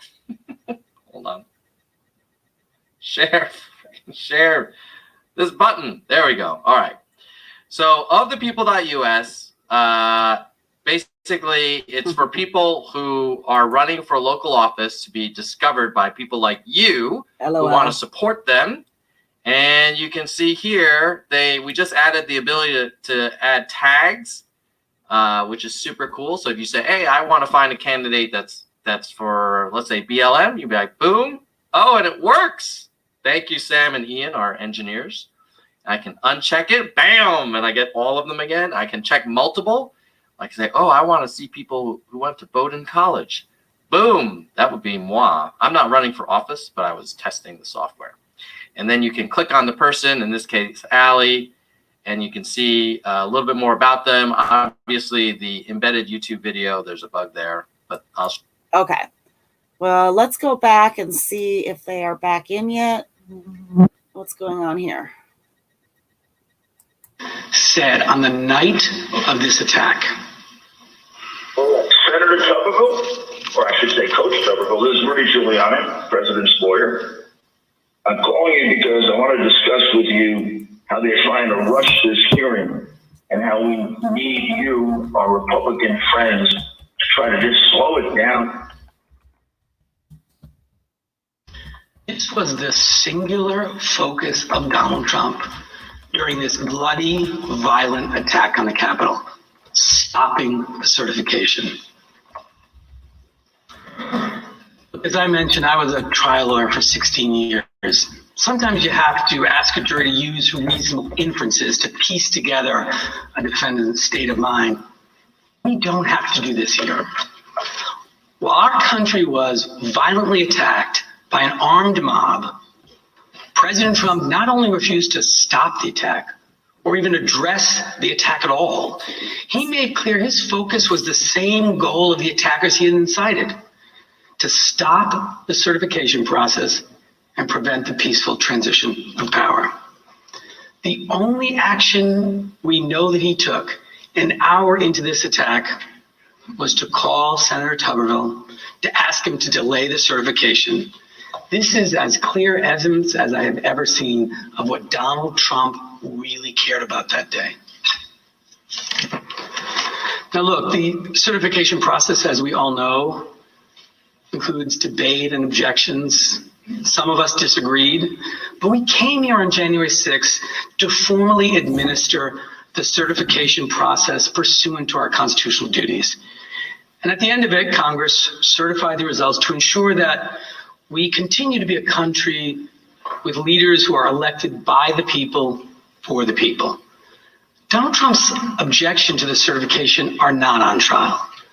But what is on trial is while we were under armed attack and being evacuated, while our law enforcement officers were fighting for their lives, our commander-in-chief was calling not to determine how to best secure the building and the people in it, but to continue to pressure senators to stop the certification process and the peaceful transfer of power. It's insane. Just as he incited the mob to do earlier in the day. This was a breathtaking dereliction of his duty, of his violation of his oath as our commander-in-chief. Senators, before I hand this over to Manager Castro to walk through the rest of the day, please let me make one final point. These attackers stood right where you are. They went on that rostrum. They rifled through your desks and they desecrated this place. And literally the president They literally sat shit delighted, on the floor. doing nothing to help us, calling one of you to pressure you to stop the certification.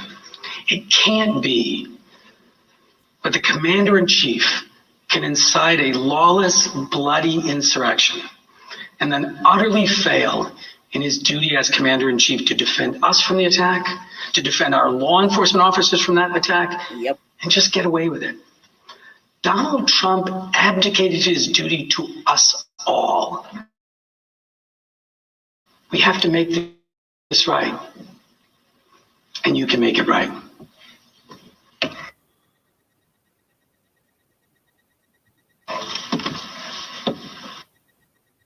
Nice. So this is NBC News. I feel like I need to get back over to C-SPAN because I don't want to get in any trouble.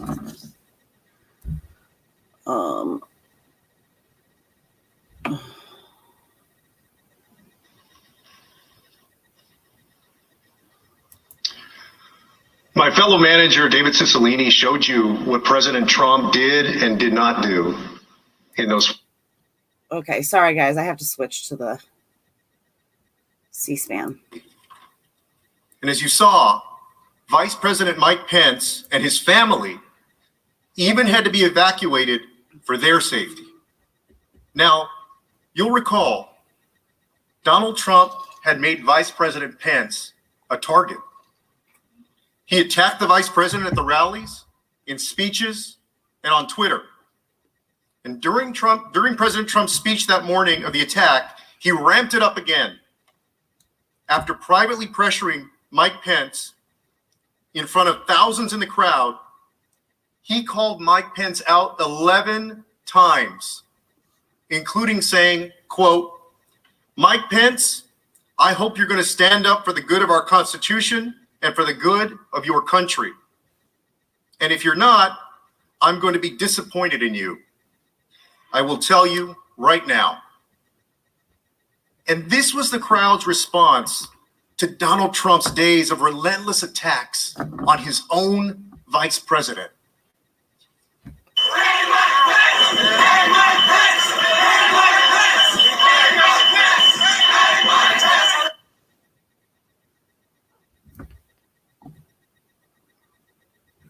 By 2:15 p.m., the crowd was chanting in unison, "Hang Mike Pence," outside the very building he'd been evacuated from with his family. Now, even if President Trump didn't know that his inflammatory remarks about his vice president would result in chants of "Hang Mike Pence," by 2:15 p.m., he surely knew. The attack was all over television. They were doing this out in the open. This was a vice president whose life, whose family's life, was being threatened by people whom the president had summoned to the Capitol. Yep. And what did President Trump do in response? Did he stop? Did he tell his base, no, don't attack my vice president? Even when President Trump knew what his words were causing, he didn't do any of those things to stop the crowd. In fact, he did the opposite. He fueled the fire.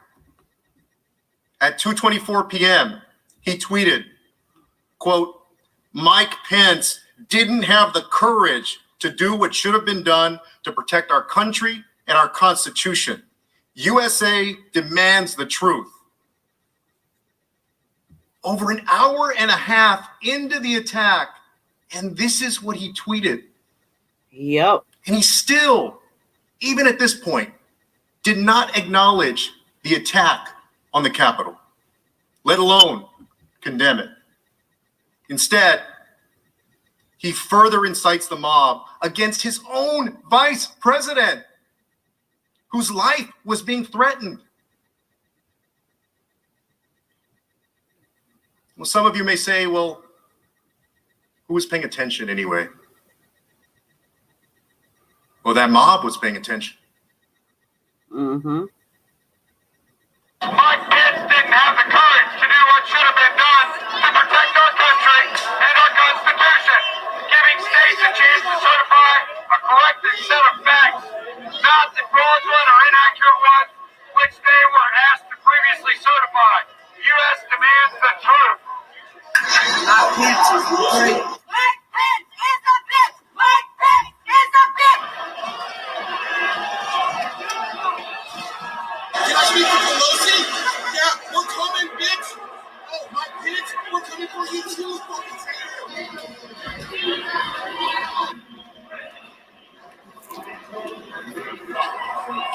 Donald J. Trump sent a tweet out saying that Mike Pence let us down. Mike Pence let us down, people. If you want to get something done, you're going to have to do it yourself.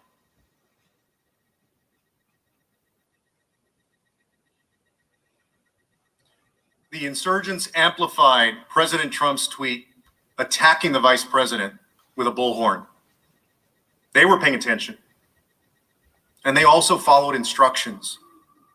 In fact, the insurgents were at one point, as you saw, 60 feet away from the vice president and the vice president's family.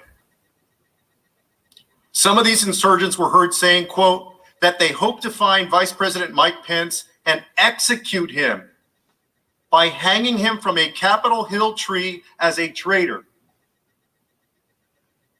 And then they erected a gallows with a noose.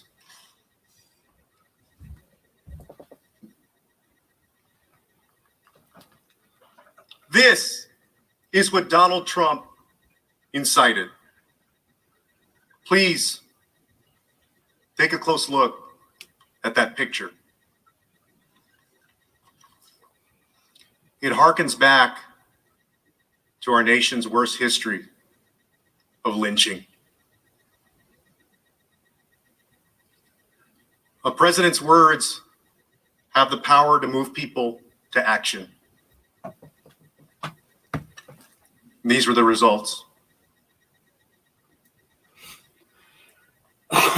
And why did the president incite such rage against the vice president? He was fulfilling his constitutional duty, as we all were that day. Vice presidents in this country have been carrying out this constitutional duty, overseeing the certification of the election results without incident, without contest, without a word, for the entirety of our nation. It's part of our peaceful transition of power in the United States. And the vice president said he reviewed the Constitution and he could not block certification as President Trump wanted him and was pressuring him to do. He told the president in a letter that morning, a few hours before President Trump's tweet, quote, I will approach this moment with a sense of duty and an open mind, setting politics and personal interests aside, and do my part to faithfully discharge my duties, our duties, under the Constitution. I also pray that we will do so with humility and faith. And the president's response to that statement was to attack Mike Pence while he was with his family under the threat of a violent mob. The vice president was following his faith, his duty, and his oath to our nation. And the vice president and I don't agree on too much in politics, but he's a man who upholds his oath, his faith, his duty, and most of all, upholds the Constitution. And Mike Pence is not a traitor to this country. He's a patriot. And he and his family, who was with him that day, didn't deserve this. Didn't deserve a president unleashing a mob on them, especially because he was just doing his job. As this was unfolding and the crowd grew more violent, the president, of course, was not alone at the White House. And the people closest to him, his family and advisors who saw this unfolding in real time, begged him, implored him to stop the attack. An aide to Mark Meadows, the president's chief of staff, urged his boss to go see the president, saying, quote, they are going to kill people. They're going to kill people. That's what those around President Trump feared. And still, nothing. It wasn't until 2:38 p.m., nearly 2 hours after the start of the siege, that Donald Trump even acknowledged the attack. And when he finally did acknowledge the attack, here's what he said. On the right, you'll see what had been happening prior to that tweet and as he sent the tweet. And on the left, you'll see exactly what he tweeted. I'm going to stop you there for just one moment because we do have some breaking news. We want to bring in congressional correspondent Chad Pergram as this is just all developing right now. Chad, I understand the Capitol is now on lockdown.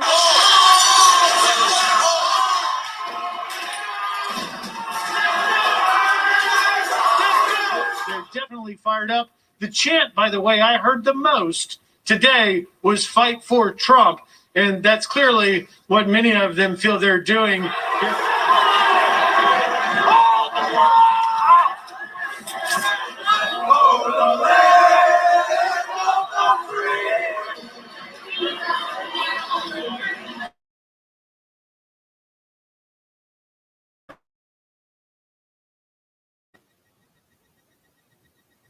That's what our president saw unfolding in real time, broadcast all over television.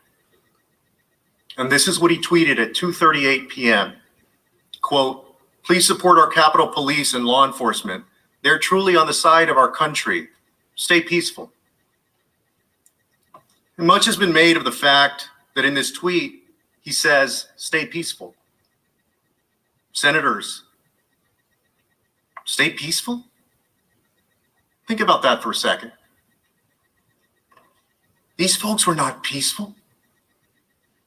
They were breaking windows, pushing through law enforcement officers, waving the flag as they invaded this Capitol building. This was a violent, armed attack. Stay peaceful? How about stop the attack? Stop the violence. Stay peaceful? How about you say immediately leave? Stop. And he said, please support our law enforcement. How about he actually support our law enforcement by telling these insurgents to leave the Capitol immediately, which he never did.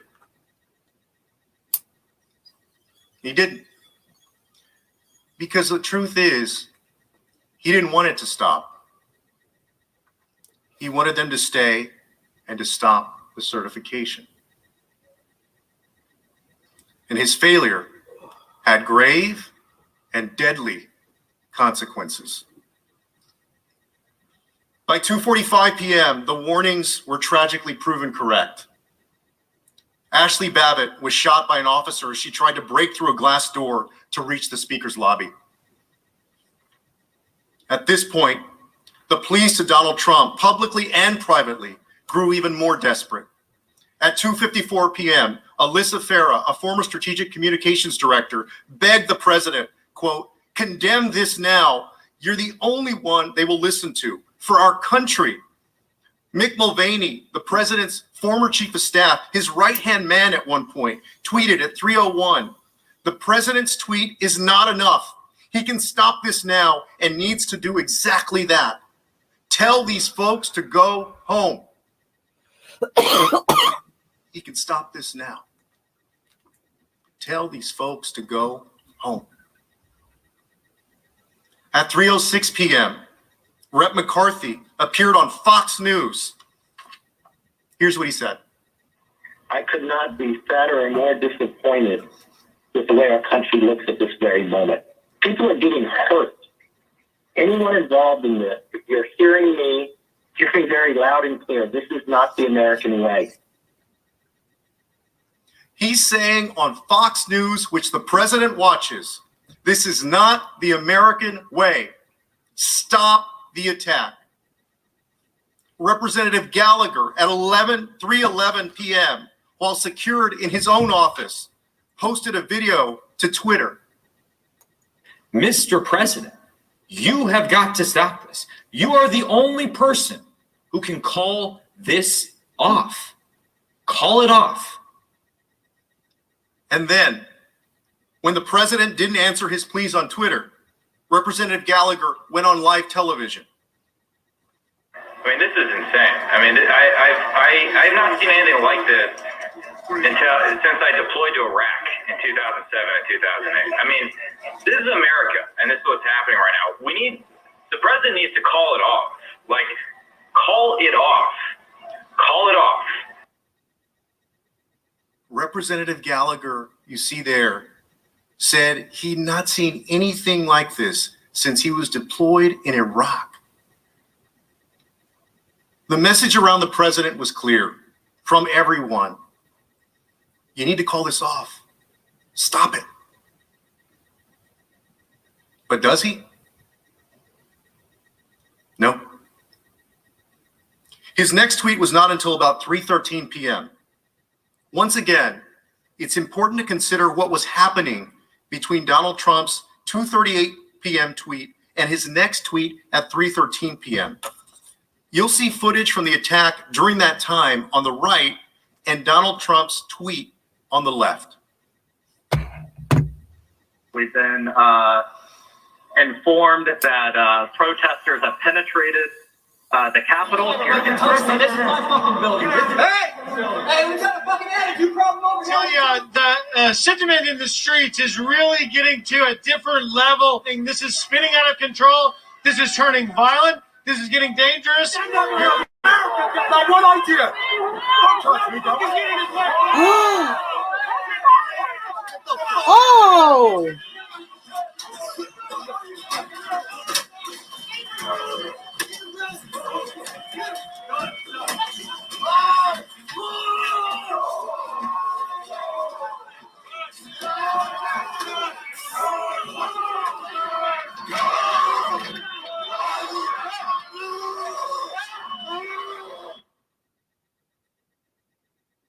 This isn't 10 minutes into the insurrection. This isn't just after his speech earlier that day. That's what our commander-in-chief saw happening. And that was his response. You'll notice one of the things he says to his mob, to these insurrectionists, rather than to stop or to leave, was to say thank you. Thank you. Thank you for what? Thank you for shattering the windows and destroying property. Thank you for injuring more than 140 police officers. Thank you for putting in danger all of our lives and the lives of our families. How about instead of thank you, Donald Trump on that day acted like our commander-in-chief and stopped this as only he could and told those people to leave. And here's what former Governor Chris Christie, his very good friend, said after that tweet. Pretty simple. The president caused this protest to occur. He's the only one who can make it stop. What the president said is not good enough. The president has to come out and tell his supporters to leave the Capitol grounds and to allow the Congress to do their business peacefully. And anything short of that is an abrogation of his responsibility. He's right. Chris Christie is right. We know how Donald Trump acts on Twitter and otherwise when he has a message to convey. In fact, I asked you to remember those tweets earlier this morning when he yelled on Twitter, "Stop the count." When he wanted to incite his supporters to show up on January 6th, President Trump tweeted 16 times between midnight on January 5th and his noon rally speech the next day. 16 times to get them to do something he wanted. And his message in those 16 times was clear. Fight, stay strong, be strong. But when the violence started, he never once said the one thing everyone around him was begging him to say. Stop the attack. He refused to stop it. And as Governor Christie and Representative Kinzinger and others made clear, only Donald Trump could have stopped that attack. You know, a guy that knows how to tweet very aggressively on Twitter, you know, puts out one of the weakest statements in one of the saddest days in American history because his ego won't let him, you know, admit defeat. Mm-hmm. He was not just our commander-in-chief. He had incited the attack. The insurgents were following his commands. And we saw when they read aloud this tweet as we saw when they read aloud this tweet attacking the vice president. And they confirmed this during the attack, too. There's a fucking million of us out there, and they are listening to Trump. You're lost. Senators, ask yourself this. How easy would it have been for the president to give a simple command, a simple instruction? Call off his rabid dogs. Just telling them, stop, leave. This was a dereliction of duty, plain and simple. And it would have been for any president who had done that. And that brings me to my next point. You heard from my colleagues that when planning this attack, the insurgents predicted that Donald Trump would command the National Guard to help them. And there's a lot that we don't know yet about what happened that day. But here's what we do know. Donald Trump did not send help to these officers who were badly outnumbered, overwhelmed, and being beaten down. 2 hours into the insurrection, by 3 p.m., President Trump had not deployed the National Guard or any other law enforcement to help, despite multiple pleas to do so. President Donald Trump was at the time our Commander-in-Chief of the United States of America. He took a solemn oath to preserve, protect, and defend this country. And he failed to uphold that oath. Miserably. In fact, there's no indication that President Trump ever made a call to have the Guard deployed or had anything to do with the Guard being deployed when it ultimately was.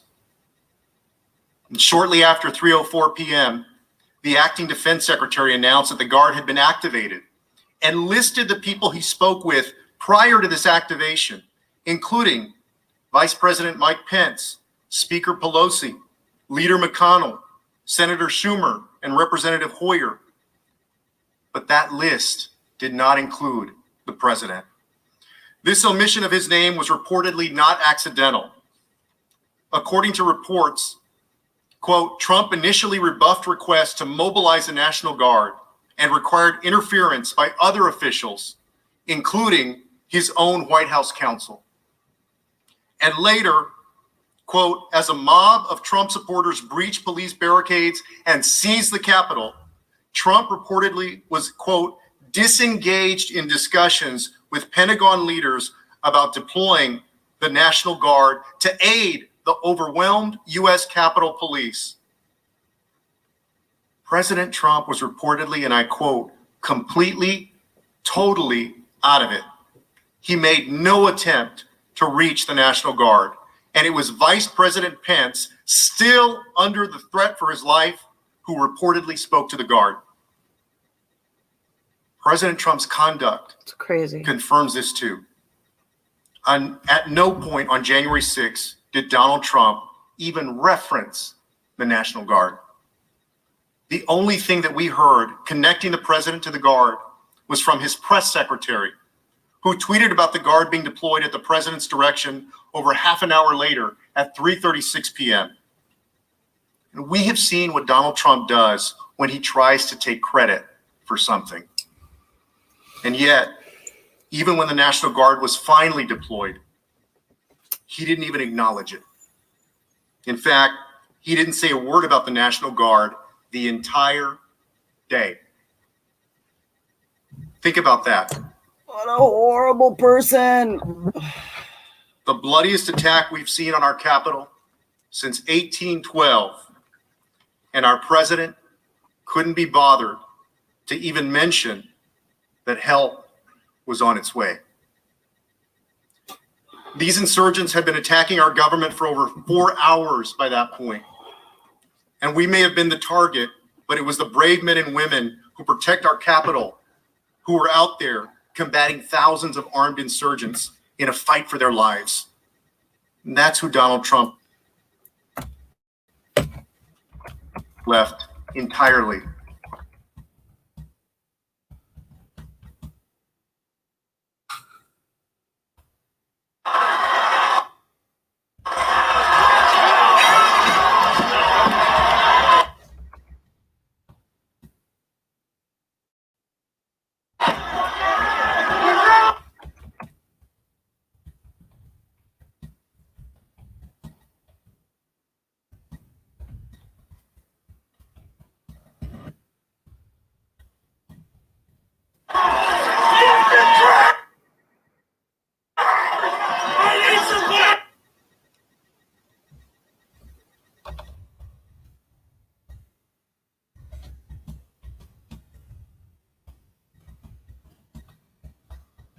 he tweeted about. He would have told his supporters to leave. He would have sent help right away. And one brave officer was killed. Others took their lives after the attack. More than 140 police officers were injured, including cracked ribs, smashed spinal discs. One officer will lose an eye. Another was stabbed with a metal fence stake. They were completely and violently overwhelmed by a mob.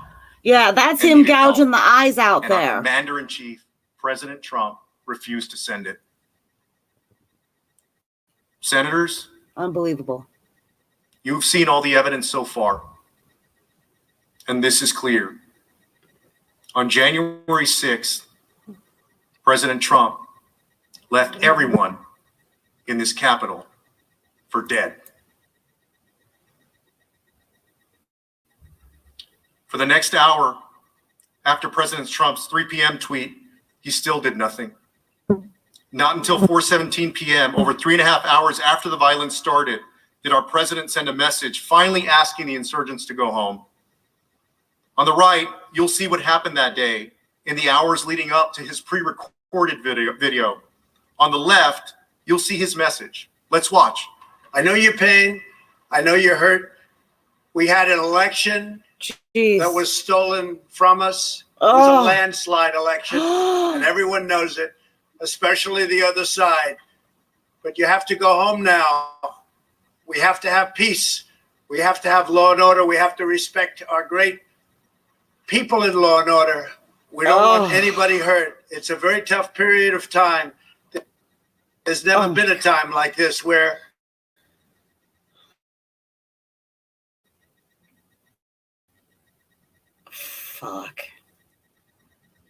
Fuck this guy. such a go home. We love you. You're very special. You've seen what happens. You see the way others are treated that are so bad and so evil. Oh. Over the 3.5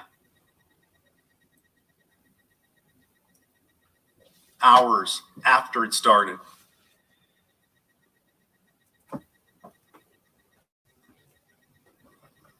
And these are the entire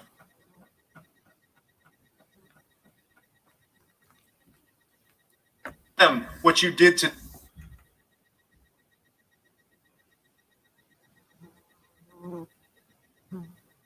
today. Nowhere did he say, I'm sending help if all the things we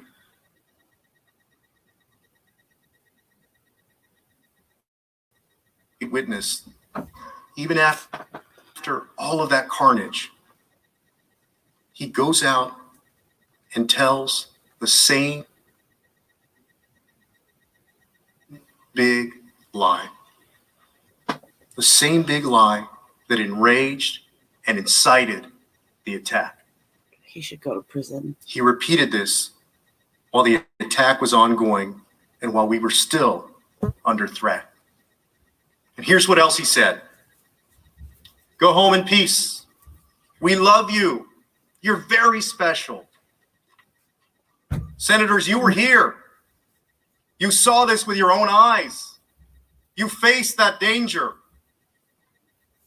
And when President Trump had an opportunity to confront them, of support, of praise. And if there's any doubt that his supporters, these insurgents, took this as a message of support and praise, watch for yourselves. Donald Trump. This fucking chode. Asked everybody to go home. He just said, he just put out a tweet. It's a minute long. He asked everybody to go home. Why do you think so? Because, dude, we won the fucking.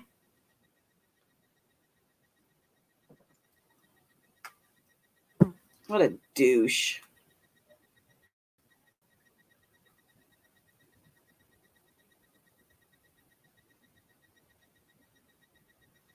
We should exile all these assholes.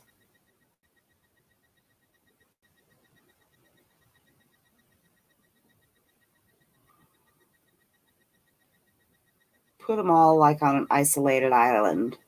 Give them like the castaway treatment. Not even together so they can stroke each other. Everyone just isolated.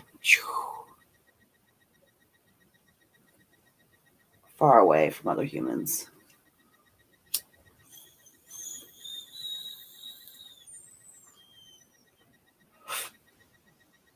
I know that's not very peacemaker-ish of me, but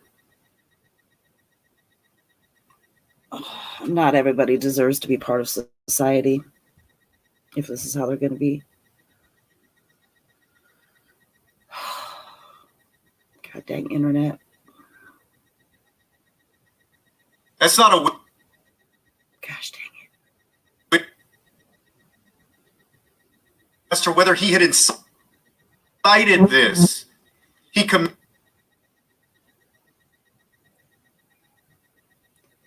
He clearly incited it, y'all. Commemorated what happened on January 6th.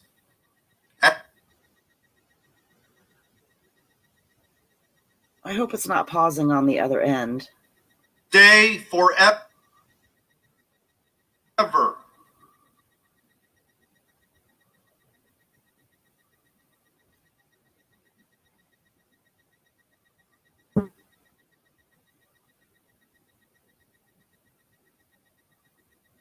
My colleague, Manager Cicilline, started with this tweet.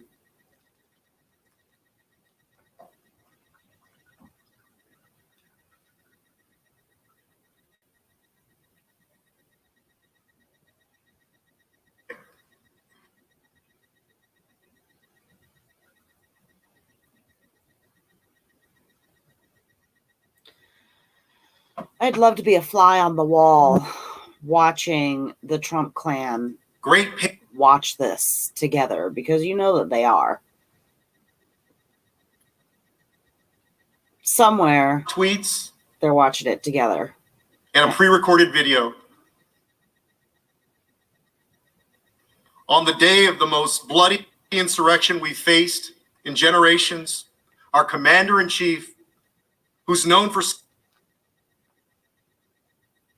sending 108 tweets in a normal day, sent 5.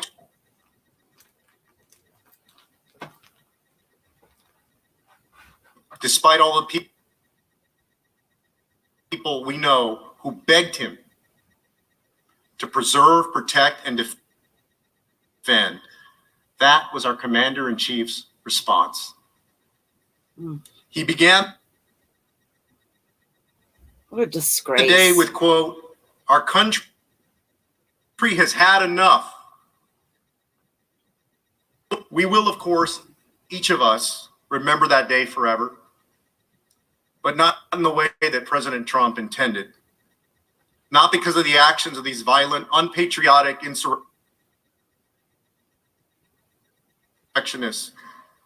I'll remember this day, that day forever, because despite President Trump's vicious attempts throughout the day to encourage the siege and block the certification, he failed at 8:06 p.m.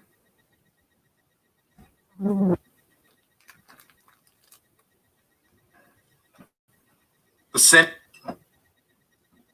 gavelled into session, and the counting of the electoral votes continued. About an hour later, the House followed suit, and close to 4 a.m., we ensured that the will of the American people finally prevailed on that day. And I'm proud that I and everyone in this room abided by our oath of office, even if the president didn't abide by his. And President Trump, too, took an oath as president. He swore on a Bible to preserve, protect, and defend. And who among us can honestly say they believe that he upheld that oath? Like swearing on a Bible means And who among anything to us him. will let his utter dereliction of duty stand? It's a freaking Antichrist. Nicely done. Julian Castro. I really President, like the him. Or managers I mean are prepared to Joaquin. I'm sorry. Recess for the evening and to finish our opening statement tomorrow.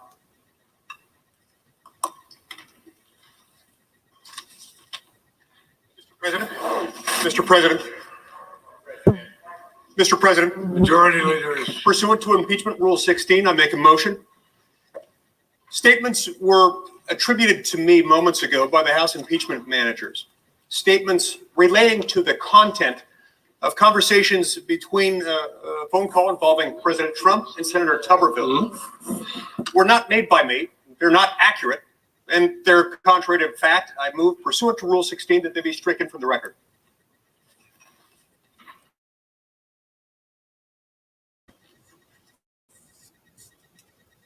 Pursuant to Senate Resolution 47, Section 4, parties' presentations are not limited to the record provided for in Section 1 of that resolution.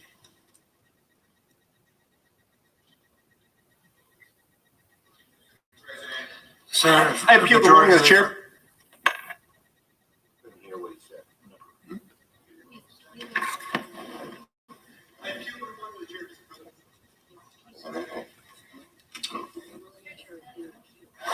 Mr. President, Mr. President, right here, we might as well hear clearly what the ruling of the chair was. So if you would repeat that. Of course, I will. And pursuant to Senate Resolution 47, Section 4, the parties' presentations are not limited.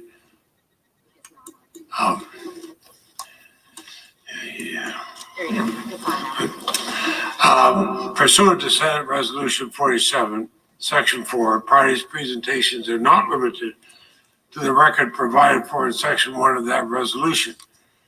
The senator from Utah has appealed that ruling. Is that correct? Yes, I have. I'm not sure what they're arguing about right now. Requested? Other than sufficient. And what is the question? Is it shall the ruling of the chair be sustained? Is that the question? Yes. No. And what, may I ask, is the ruling of the chair? My point was not about whether it's appropriate for them to make characterizations. My point was to strike them because they were false.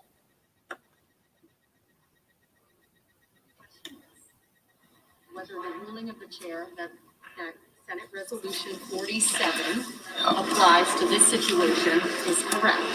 The question is whether Senate Resolution 47, Section 4, is correct. The parties' presentations are not limited to the record provided for in Section 1 of that resolution.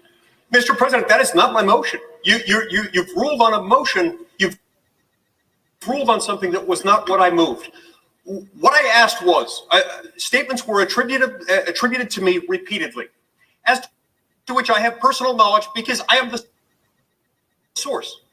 They are not true. I never made those statements. I asked that they be stricken.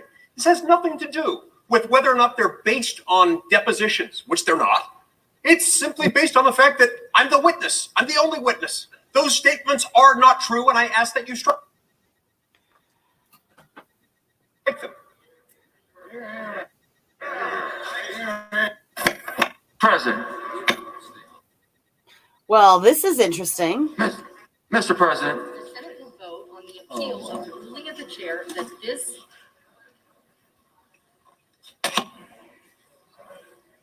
Is come on, I'm in trouble with the mic. I'm sorry. The yeas and nays have been asked. the yeas and nays have been asked for.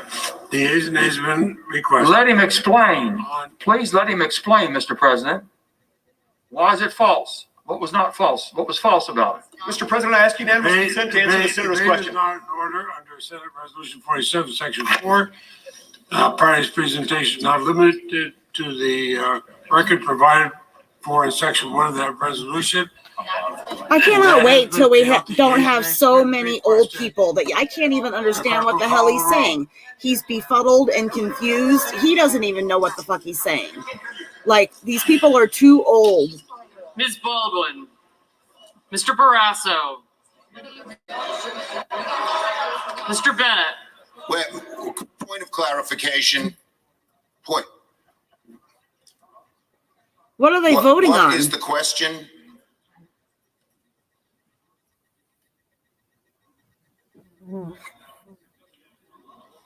We're not allowed to here. Yes? I suggest the absence of a quorum while we work this out. Call the roll. I don't know what any of that means. Ms. Baldwin.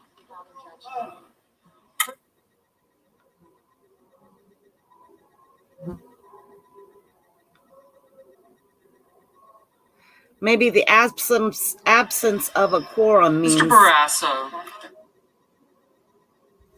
I'm gonna look it up.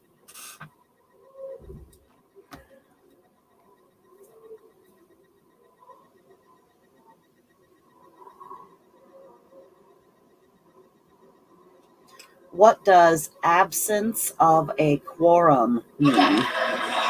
Mr. Bennett.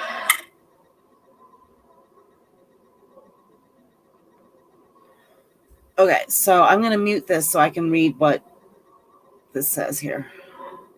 Okay. So if any senator suggests the absence of a quorum, the presiding officer must direct the roll to be called. Often, a quorum call is terminated by unanimous consent before completion, which permits the Senate to use the quorum call to obtain a brief delay to work out some difficulty or await a senator's arrival or action. Define quorum. The minimum number of members of an assembly or society that must be present at any of its meetings to make the proceedings of that meeting valid. Okay. A quorum is the minimum number of members of a deliberative assembly necessary to conduct the business of that group.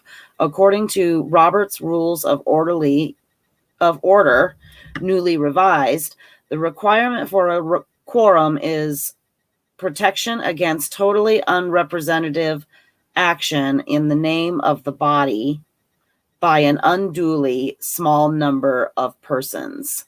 Okay, so basically they have to make sure that everybody is there before they can like vote or proceed with what the gentleman from Utah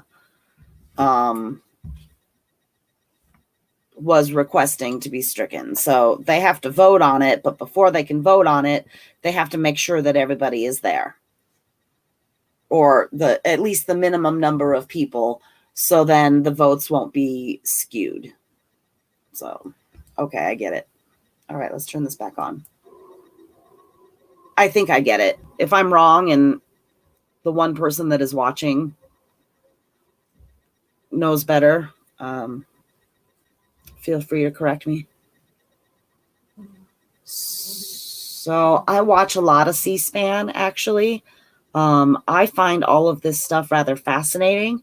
And although I don't really understand what exactly is happening right now, I'm happy to. The Senate impeachment trial of the former President Trump in a holding pattern right now. As you can see, what we understand to happen is that the House impeachment managers were ready to adjourn for the evening. They were done making their legal cases for the day. You saw Senator Mike Lee, Republican of Utah, ask that the comments attributed to him in a phone call made by President Trump be struck from the record. You then saw the presiding officer, Senator Patrick Leahy of Vermont, unclear as to what his ruling was. You heard senators ask for him to enunciate that ruling again. Then he had technical problems. It is unclear right now what exactly they are voting on or if a vote is taking place at this moment. You can see the huddling on the Senate floor. We'll continue to watch. Call underway. Without objection, the quorum, there will be order. Mr. President, we need order. Senate will be in order. So that sounded like Schumer, Chuck Schumer. To initiate the appeal request that I made. Withdraw the request. Wait, before he withdraw. I withdraw the request for the yeas and nays. Without objection. Okay, and I withdraw the quorum call and call on the manager, Mr. Raskin, for a brief statement.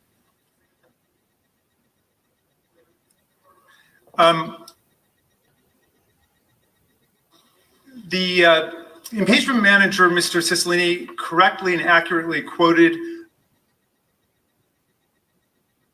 a newspaper account, which the distinguished senator has taken objection to. So we're happy to withdraw it on the grounds that it is not true. And we are going to repeated it too. Okay, we're going to withdraw it this evening and without any prejudice to the ability to resubmit it if possible, and then we can debate it if we need it. But this is much ado about nothing because it's not critical in any way to our case. You're not the one being cited as a witness, sir. All right. Well, settle down, Beavis. So You got your wish. the manager's issue stands. Mr. Lee has withdrawn his request, and we may relitigate it tomorrow if we have to.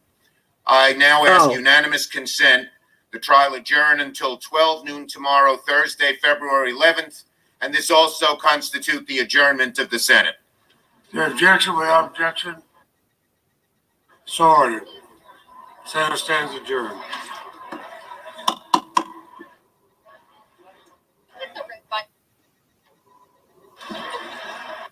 Huh. Mike. I mean, the mic is. Okay, well, hot mic would be fun and interesting. Let's hear him say something he's not supposed to. All right, so all right, well, they're adjourned for today. I have been on here for about almost 3 hours now, so I'm gonna go ahead and turn that off. Senate has adjourned. And I'm gonna mute this. So maybe tomorrow. So tomorrow, Faye Ku and I will be interviewing. Let me get down and tell you who.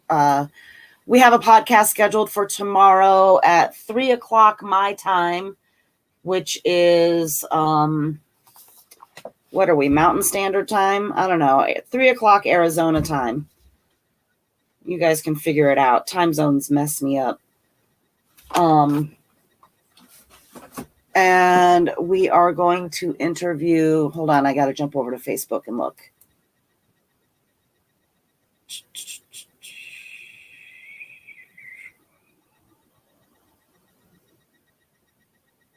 Oh, come on, where is it? Well, anyway, I can't find it right now. It must be buried in my messages. But we have an interview tomorrow with a gentleman that I have not researched very much yet. And will do so before I host him on my podcast. Shame on me. So anyway, that is tomorrow at 3:00. If the impeachment proceedings continue, before that, then maybe I will get on and we can watch together again. If anybody would like to join me tomorrow, please let me know. And you are welcome to do so. Although it's going to be a lot of just sort of quiet, let's just watch and listen kind of things until like there's like a break in the action. So I don't want a bunch of hollering and stuff. So, because these are unprecedented moments. All right. Well, then, on that note, let me run all my information. So if anybody doesn't actually know who I am, if you just sort of randomly stumbled upon this video out of the blue, these are all the ways that you can find me. I'm Annette Anderson on Facebook, Annette the Peacemaker, at Yang Mentum on Twitter. Annette the Peacemaker is the name of my channel on YouTube. I do actually pay money to broadcast this, so if anybody would like to donate to help a sister out and help me keep going, that would be great. I accept, there's the Facebook Messenger cash transfer. I do that. And then my Cash App is Yang Gang for Life. And then Patreon, which nobody's ever donated to my Patreon before. That would be amazing if somebody want to start that. So there's all that. So anyway, have a great night. Thank you for tuning in for those that did. And I will see you again tomorrow. Have a great night. Peace.